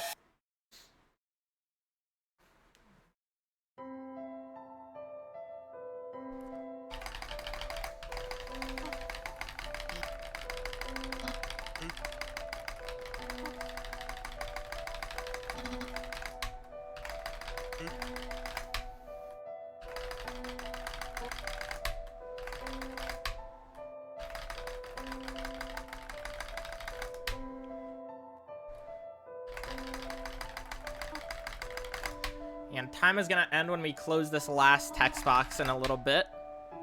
And we'll point it out. So right now, and time. That is when time will end, and congratulations, you have finished watching my True Pacifist video guide. You know, I think this is a great speed game. Obviously, there's like a lot of glitches and stuff. It's hard. I'm not gonna lie. It is a very hard speed game. There's a lot of pixel perfect, frame perfect stuff in this game, but I feel like it's worth it. It's such a good speed game. There's so many helpful people in this community as well. So that brings me to my next point. Make sure I will probably put the Undertale speedrun.com page in this video's description. Make sure to check that out. There's a bunch of guides, like a text guide if you prefer that. There's a lot of resources like the practice mod I've been using during this entire tutorial. There's also the Undertale speedrun Discord, which is really good. There's a lot of people that like know stuff about the game that I don't. A lot of people that like are more like technical in the game. I'm fast at this game, but I don't know everything about this game, so there's a lot of useful people in there. It could help you if you're struggling with a strat or something. Other than that, I think I've pretty much said everything I wanted to, so thanks so much for watching this. I wish you guys all luck in your Undertale speedrun careers. Like I said, great speed game. Thanks for watching this, and I'll see you guys.